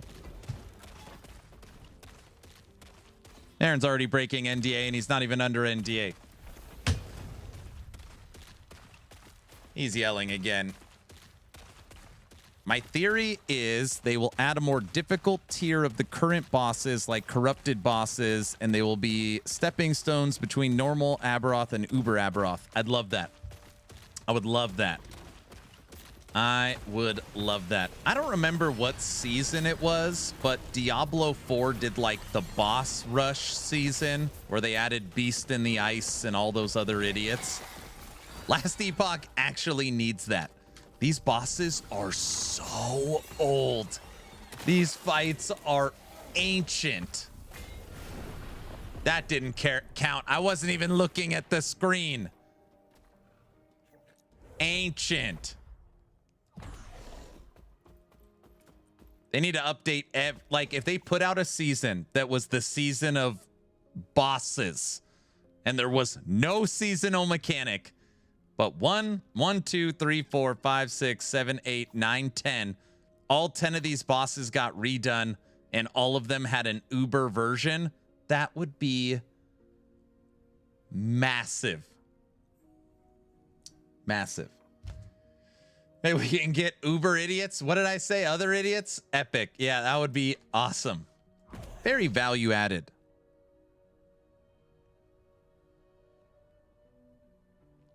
Fence song? No. If there's going to be only what was shown in the trailer, that would be sad. When they made season 2 is all about the same long period. Well, it's 2 months shorter. It is 2 months shorter. I have been telling people this, that I believe that the acquisition kind of set them back a few months. So it'll probably be a 4-month season that took 7 months based upon everything in the rebuilding in the background. That is my guess. But still, everything in the trailer. You know what? That's a good idea. We haven't... I feel like I forgot what's in the last Epoch trailer. What an excellent suggestion. Oh, no. What? What an excellent... I forgot what's in it.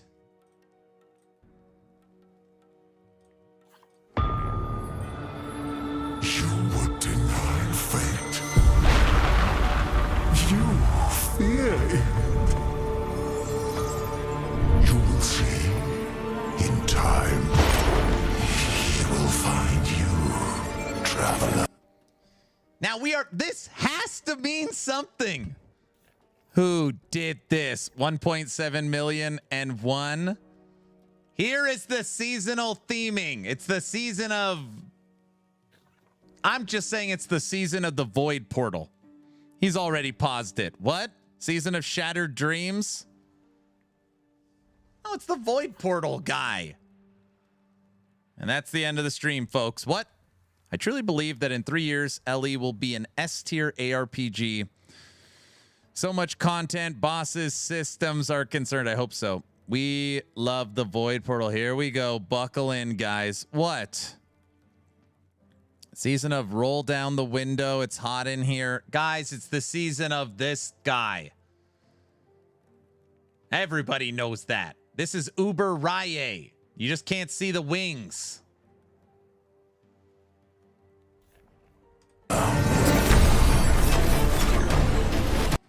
All right, this... Wait, did I just pause it again? It was 2 seconds and I already paused it.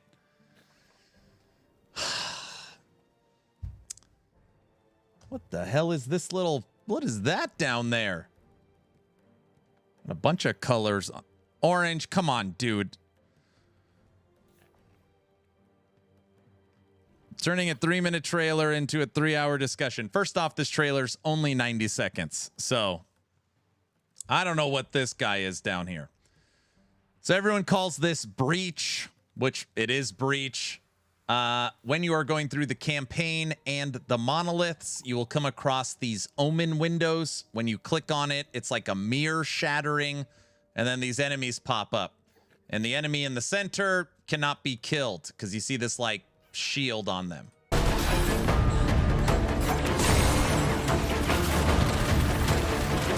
Now in this one, you can already tell this is like some kind of bigger omen window because it's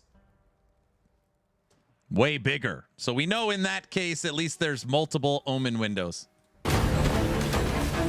And in this omen window, you can see that there is 2 bosses, which is also different, but we got communication from 11th Hour Games about what this is. this circle top right. The circle top right is a failed omen window, which means you can have more than one up at a time. So we know there's a small omen window with one enemy, a large omen window with one enemy, an omen window with two enemies, and multiple omen windows.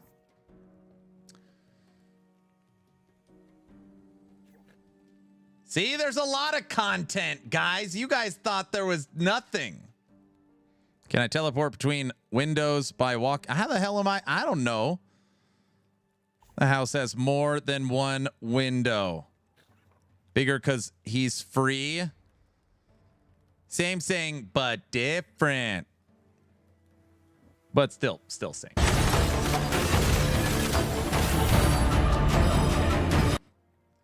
Why am I in the way? Don't answer that. This is the new idol altars. So idol altars show the layout on them. And when you place them into your new idol slot, it changes the way the idols are positioned. And then, I don't know, you get something for slotting an idol in this purple thing as well. So we have new idols. And this has been added already to actionrpg.com. Also, we have noticed down here, whatever the hell this is, probably some kind of new unique idol. You can see a skull on the top, which would mean an Acolyte. It's got to be an Acolyte new idol.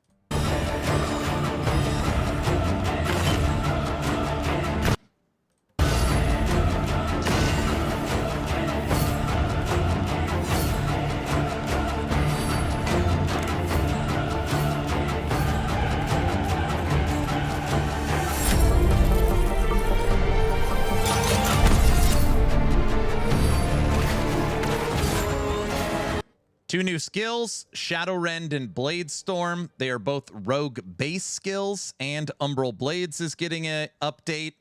And Falconer, Marksman, and Blade Dancer can all use them.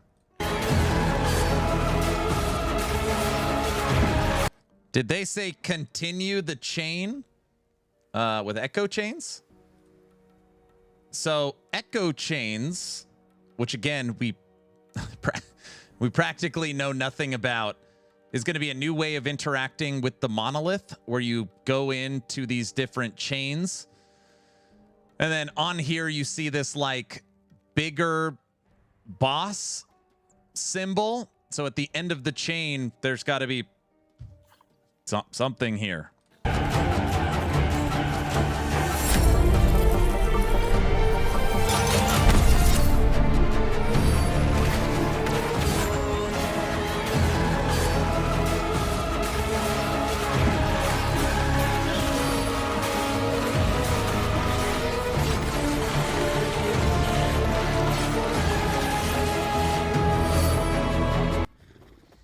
Here's new uniques. Exulus Amulet, probably the most powerful item in the game. Well, one of the most powerful items in the game. 2 to skills, all attributes, less damage over time taken. And this is the one that takes the new conversions. So Madness, Guile, Brutality, Rampancy, and Apathy, and boost them. And we don't know how to get it. So I'm hoping that this is an example of a new item that's from a new boss, that's a boss drop. I just made that up. I don't know. I hope so. Ash Wake. This is the new Aura of Decay is converted to fire. This is going to be excellent for Fire Necromancer. That's the new Uber boss drop from Uber Rye. Duh. Rye's Embrace. I can't believe Beastmaster is getting another body armor, but it is. You're going to be able to make your Storm Crows and summon Spriggan's Fire. And then this is a new Primalist Relic for leaping around. Aaron's fake news. What?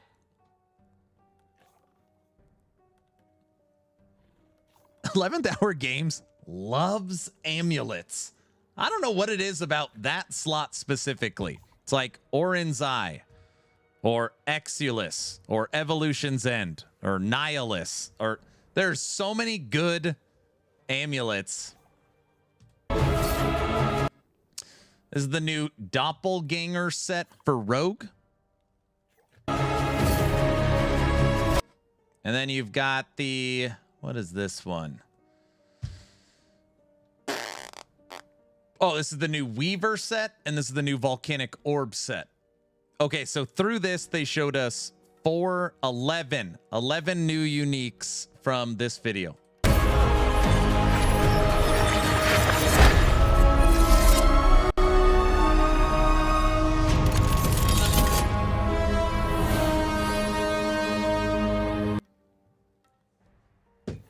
Necromancers, unite. So 11 new items in this trailer, and then they've shown us the ring. The corruption ring. That's 12. Is there any other items they've showed us? 12. That's only 12.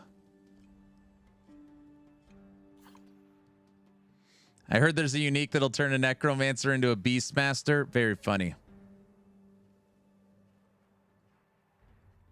The uniques are probably purchased with the new currency, time fragments or something. Volcanic Orb Spellblade, let's go. Dragonkin soon. Dragonkin in almost, what, 10 hours? I don't know. Check Reddit. No, I ain't going over there.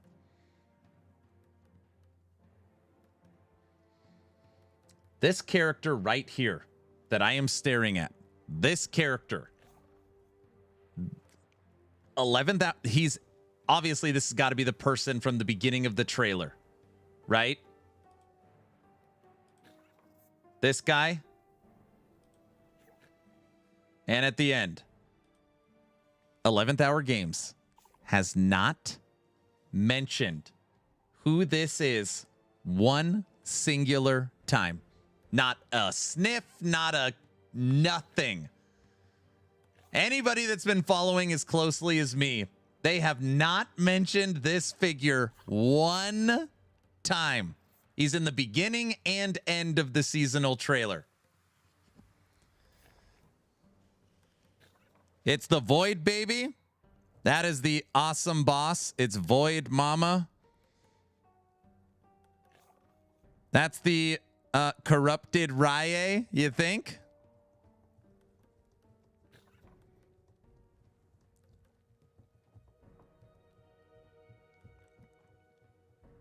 Yeah, that's the stuff that's hard for me to explain. If you really did have a new awesome Uber Pinnacle boss content you've been working on, why isn't it in the marketing material? I don't know how to answer. I keep getting asked these kinds of questions. I don't know what to, like, what do you want me to say? I don't know. And that leads me to believe that maybe there isn't a new I don't know what to say. Anyways, we're hoping this grows wings, and this is the new guy. His fingers look like crystals.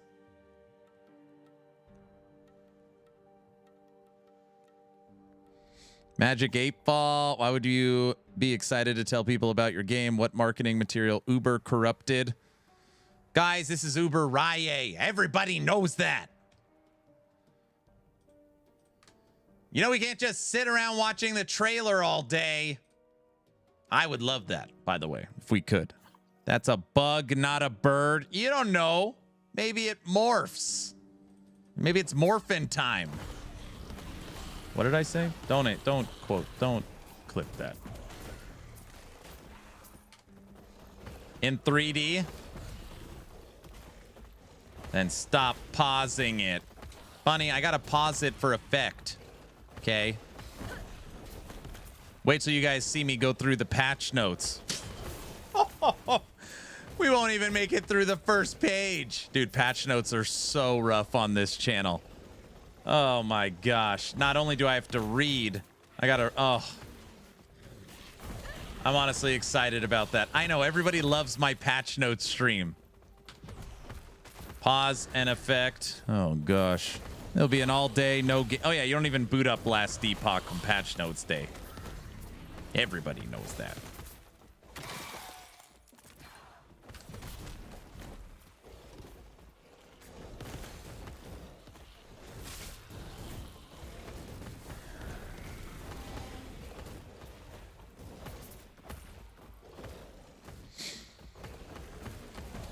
Diesel, what are you up to today? Does last Epoch have DLSS and FSR? So it has been a while, and 11th Hour Games did say that they are bringing DLSS and FSR to their game. And it was likely coming with the Steam Deck verification. Steam Deck verification ended up not happening because they needed to update or work through some things, and then it never happened. Steam says you're streaming Dragonkin right now. No, it doesn't.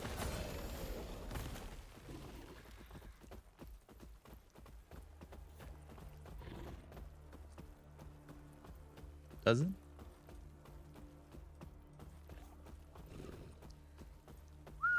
No. I hope it still happens. Mike was asked that question literally a couple of days ago, and he said, every once in a while, Mike answers the question that's, I don't know, it's pretty funny. Someone asked him if DLSS or FSR is coming, and he's like, I sure hope so. I'm surprised it isn't in yet. It's like, wait, what? You're the wait, what? What do you mean? Anyways, yeah, he just answered that a few days ago.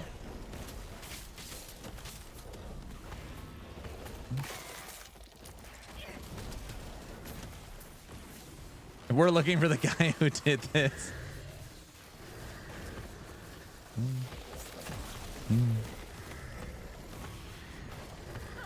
It's like, wait, we're asking you why it's not it. Like, I don't know. It's like, Mike, one of us. The 20th is patch notes stream. 20th is patch notes stream. I need it for my ROG ally. Yeah. Exactly. Exactly. Just working. You're working? It's busy? Was Sunday?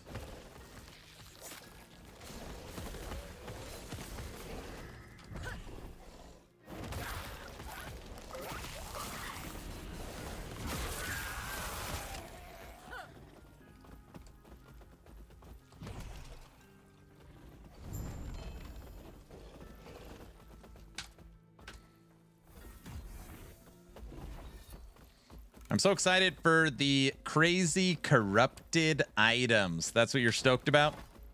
Corruption?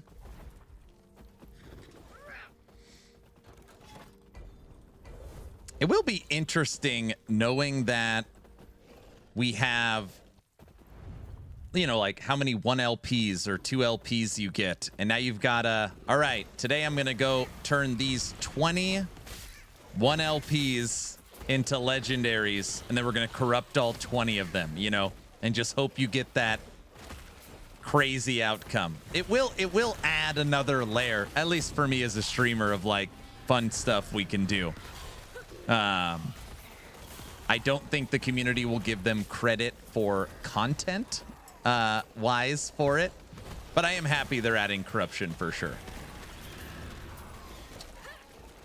It's gonna hurt the turtle.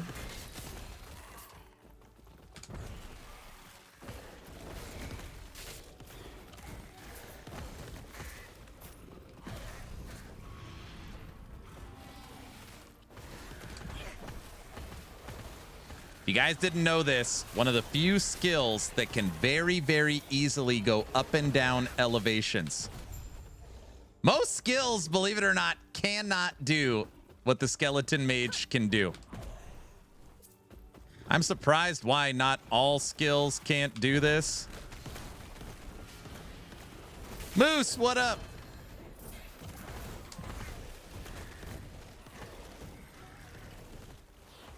Leap can, right? No. You want to know why it can do it? I'm going to let you guys know a secret. Why is something so weird like Skeleton Mage using Grave Passage one of the best movement skills that could easily go up and down any elevation? You ready for this? I know the answer. It's because It's a summons. So anywhere that I could summon a minion, I can teleport to. It uses a different set of rules. So since I could summon a skeleton on this ledge, I can teleport to the ledge. That is why it works.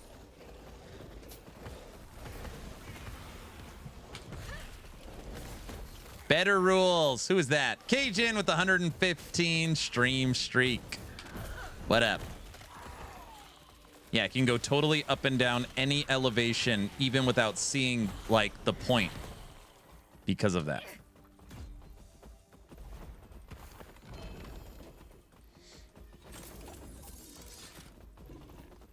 Imagine slamming a perfect 2T7 and then the corruption making it unusable. Well, I mean, here's the thing. There does need to be a chance to kill your item. I do, you know, I mean, Sanctification was fun for Diablo 4, but it was always like, it wasn't like a should I sanctify it? It was a you have to sanctify it because there's practically no bad outcome. I don't know how fun that is. There should be a little risk/reward, but you don't want it to be more often than not punishing.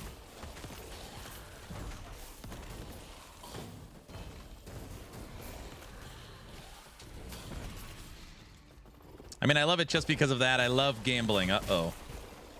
They took out the downsides after PTR. Yeah, the worst thing that could happen is like it switches an affix, right?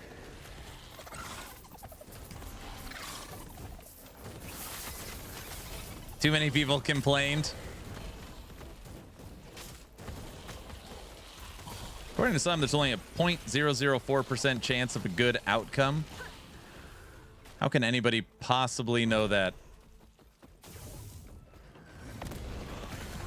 I disagree. Getting 14 res is already a punishment. Well, if it's a free 14 res, then it's not a punishment. It's just, you know, it's not a bad. All I know is I ain't corrupting crap, and you guys can't make me. What do you think of that, guys?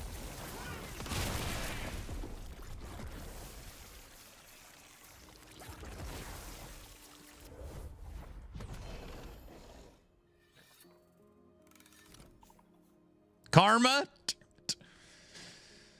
Blood pool explosion got me.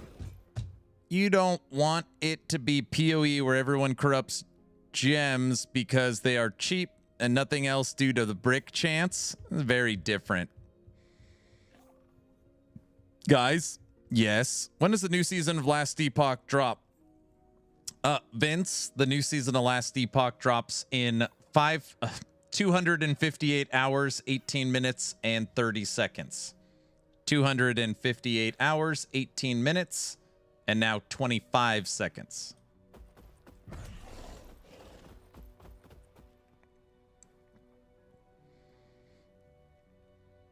And the subathon will go for 729 days. No. Hi, Aaron. Do you think No Rest for the Wicked will release in March? If you're saying 1.0, which a lot of people are confused about, no. If you're talking about patch 1, yes. The game is not releasing 1.0 in March. It's releasing its major update to conclude Wicked together, patch 1, in March. Yes.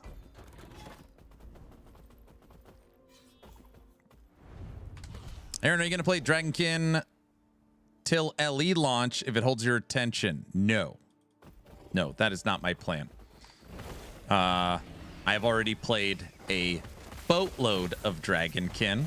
For the 1.0 launch, I am going to do a full campaign run. Okay, I'm confused. Yeah, a lot of people are confused.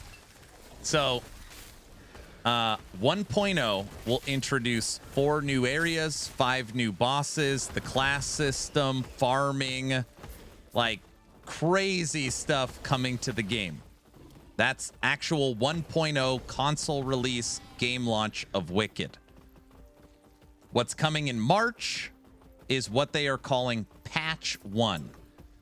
So patch 1 is introducing all the bug fixing and balancing from Wicked together, including the new comfort system, which is going to be like a build guide for your house. You're actually going to have a 1 to 6 score on your comfort grade for your house on No Rest for the Wicked. Patch 1 is not 1.0. Okay, so patch 1 in March, 1.0 when? 1.0, they have not given a date, but they told us in a not so roundabout way to not rule out this year. So 1.0 is still on the table for 2026. Okay. Yep.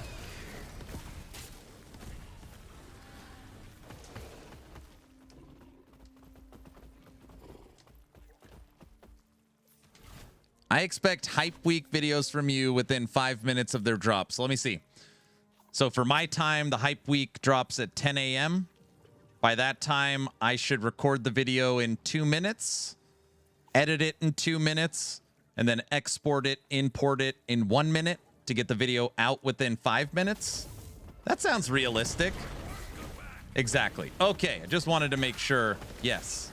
Yep.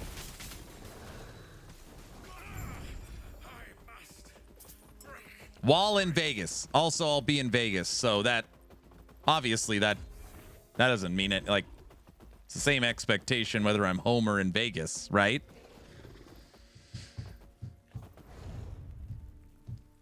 No one sleeps in Vegas. No. We allow you to prepare beforehand. I see. When do you leave for Vegas? Tomorrow night? People are like, what? The viewers don't care. Tomorrow night?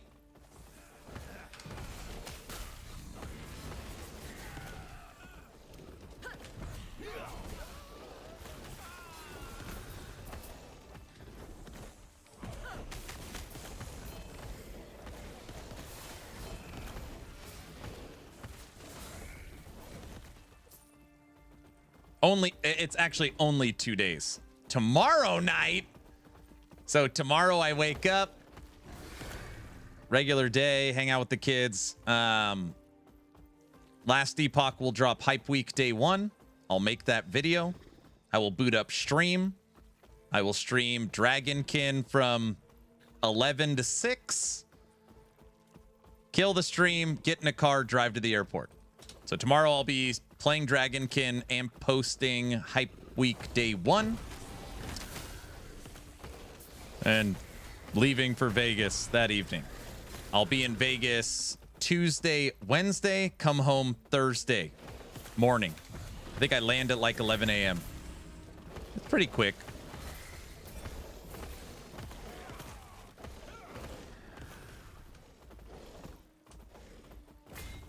Actually sounds like a lot. A lot of Vegas time or tomorrow?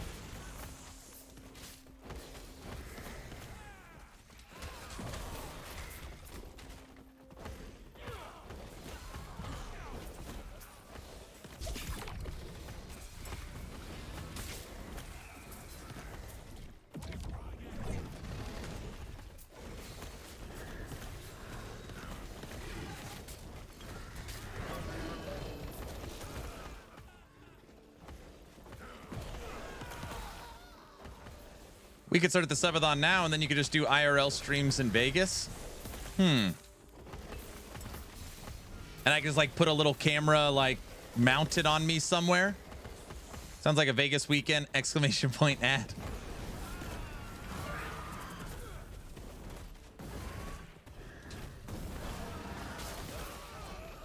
Exactly. Dude.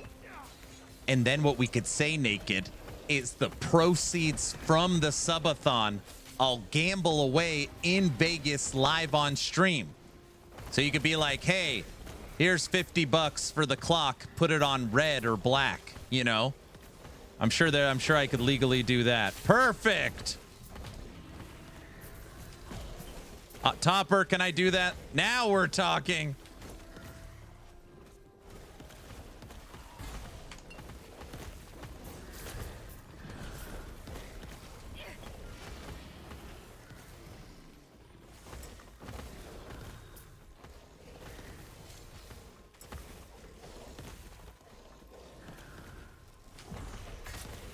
Trade away the cow for your magic beans. Okay, first off, if you guys are new to the stream, I'm just joking. I'm not going to do that. But is that legally, can you do that? Oh, I'm sure, of course. Okay, Autobot. I'm in the casino. I'm live streaming. I'm talking to you guys while you could see it, which technically is already against casino rules. And you guys are donating money and telling me what to bet. That has to be illegal. Or break some kind of Twitch rule. On Kick, it's probably fine. I don't know about Twitch. That's got to be a good. Yeah, I think that's no good. You're the one gambling, not us.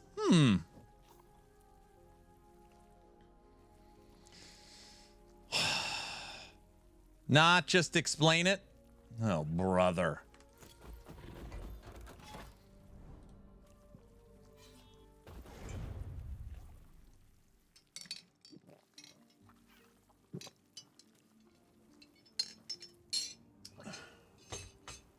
Just audio? Well, you're not allowed to like film like at a table. So like I couldn't be playing roulette and have my camera out filming. So the fact that it would be like a hidden camera, it would already be illegal. So that at least like casino rules, you know, you get kicked out. But I don't know Twitch's rules. Like I don't know what Twitch has for like gambling content.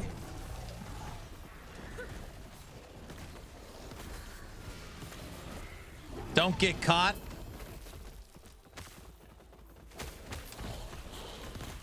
Are you going to rob the Bellagio, the Mirage, and the MGM Grand? Yes. I'm part of the Oceans crew. Just wear meta glasses and stream easy.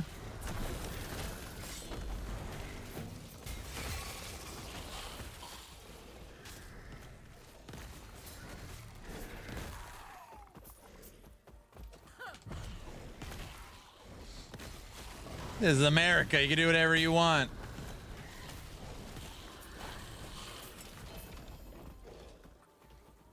You know what would actually be fun? Hold on a second. Again, I'm not going to do this, but what would actually be fun is being a part of a poker tournament where we were playing together.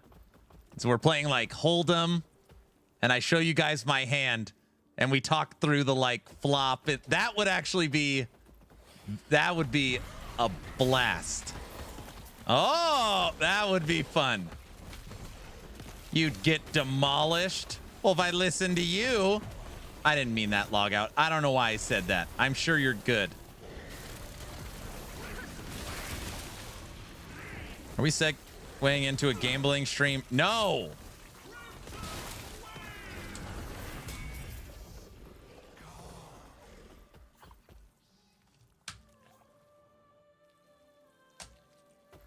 You couldn't do that for money, but that honestly does sound fun.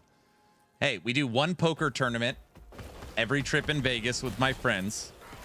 Now, I'm not going to sit here and say I'm a good poker player because I would be lying to you. That being said, this last year I did make final table and I came in 6th. That's the best I've done in Vegas. And of course, it was like top 4 got paid, so I got nothing, and I sat there for hours. I was like, oh, I made final table. This is kind of exciting. He's a great poker player. He's trying to hustle us. No, oh, yeah. No, I'm not.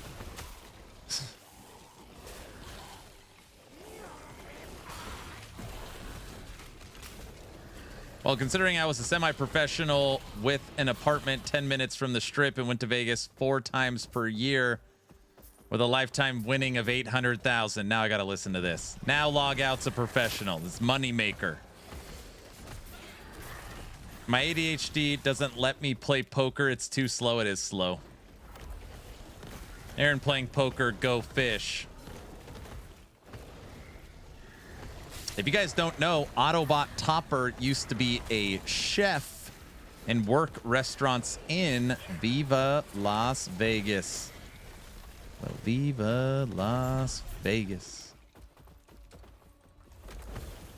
Autobot, do you ever have a gambling addiction? Oh, it's a pretty private thing to ask on stream, but I'm just asking it.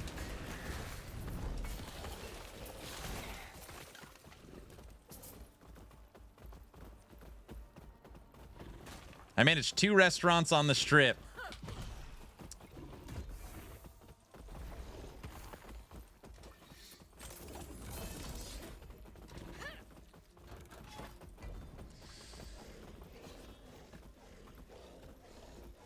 No, never gambled. People who gamble don't know what math is.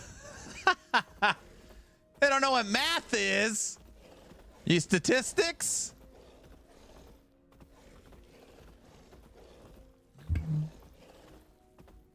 That sounds like a quitter's mentality. Here we go. Now I got to listen to this.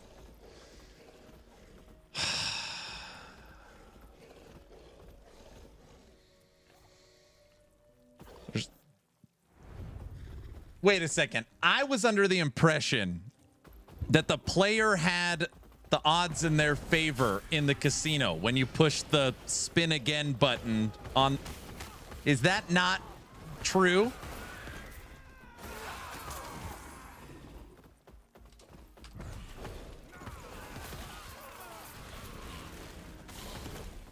Troll Blitz, I'm practically done with stream. I got church in 30 minutes. So I'm going to give you back your points.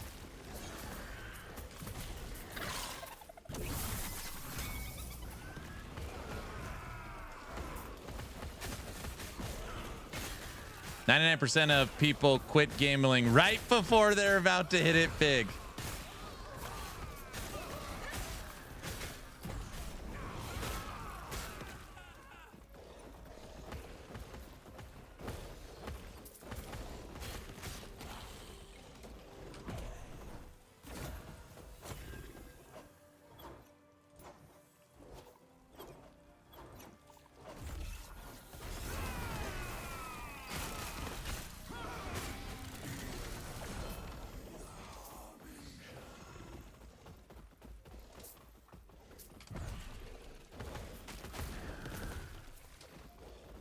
Oh boy.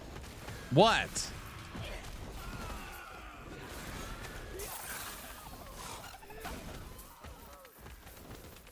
Dude, I'm going to be pretty active in Discord during this trip. Not only because it's last Epoch hype week, but I'm going to take down this poker tournament. I have to now to prove to log out that I can play. Now I'm going to play aggressive and get knocked out on this third hand. Damn it. I can already feel it.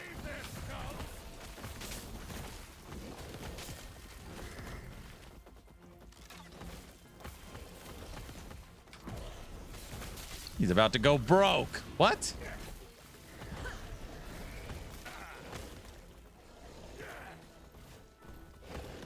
$25% of the time it works every time. Everybody knows that.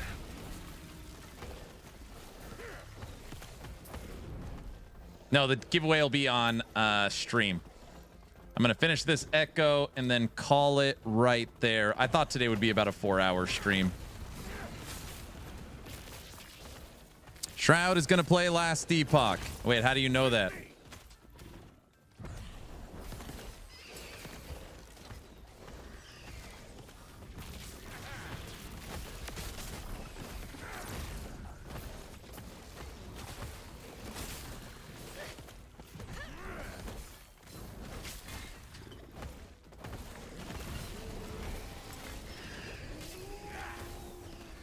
I'm in his stream and he just said it.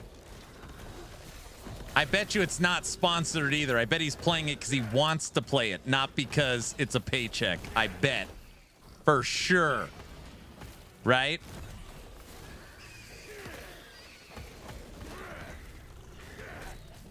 Either way, I'll take it. Take it. He's playing Crimson Desert, then LE.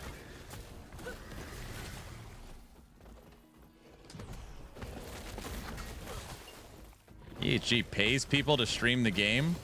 I don't know, some people.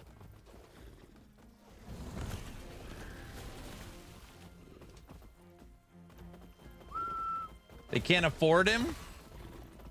I don't know. They got a new parent company. You never know. What do you have to pay Shroud to get him to play your game? Probably like $50.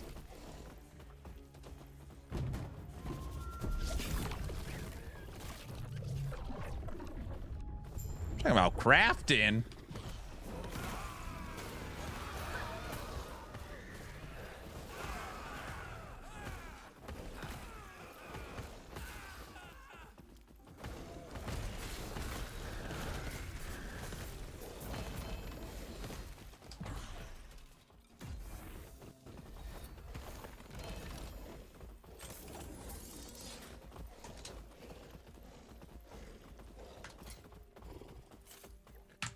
Booyah.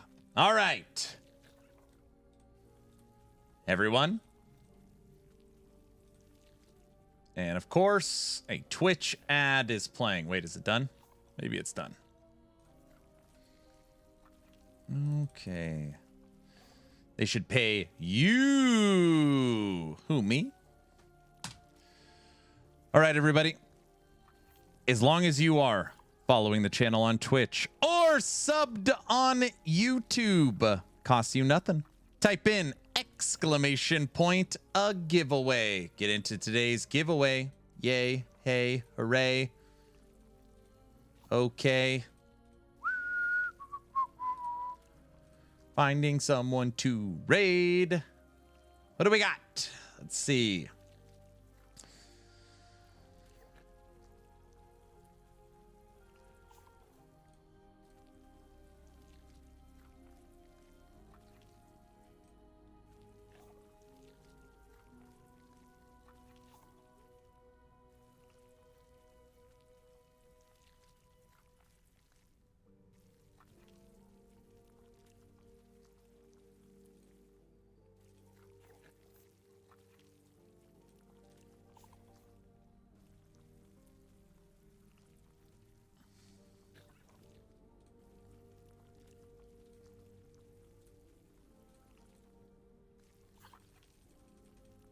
Oh, I did it already. You're already in the giveaway. All right, everybody. If you are enjoying the streams and the YouTube videos, I bet you will enjoy the Discord. Here's the link to it. If you plan on being a part of any of the subathon shenanigans or the treasure hunt race coming up on March 26th, join the Discord. We will also soon be starting a new giveaway. So join the Discord. Also, if you happen to be the lucky winner today, join the Discord and send me a DM. All right. 97 people in today's giveaway. Tomorrow is a crazy, crazy day. Last Epoch, Hype Week Day 1. I will be covering the post on YouTube. Dragonkin 1.0. Dragonkin 1.0 literally launches in 10 hours. Which I'm not waking up at 2 a.m. to play Dragonkin. At least I don't think I am. So Dragonkin 1.0, Hype Week Day 1, and in the evening time, I am flying. I have a 7 p.m. flight to Las Vegas. My birthday is on Thursday, so I'll be in Vegas Tuesday, Wednesday, and then I'll be home Thursday. That's the plan. And I'm contemplating bringing my mobile setup to Vegas, but I don't know yet. I haven't decided. So, all right, that's the plan. Starting the countdown for the giveaway right meow. 10, 9. Waking up is always on your to-do list. That's true. 8, 7, 6, 5, 4, 3, 2, 1. And entries for this giveaway are officially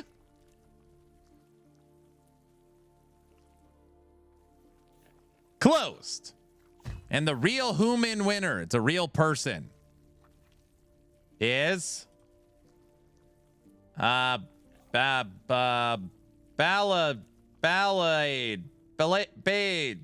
Bal. Everybody knows this person. Bot number 7. Guys. Oh, this is just great. Balatro. That's not how you spell blade. Ballade. Yeah, it's Ballade. Everybody knows that. AI wins again. Are you guys serious? We were literally chatting earlier in stream. Hold on. Not like we were chatting earlier. That's not how I meant. I was answering questions from, you guys know what I mean. A man of culture, I see. Chat GPT, so it's rigged. No, that's not what I meant. He was asking it questions. No. Blade has been here for over a year. It seems real. See? I thought Diesel had this one. I thought this was the one Diesel was going to win. He seems very excited. Oh, brother. OMG. What? What did I say? Guys? Diesel's getting in the car. Don't get him revved up. Get in the car, get him revved.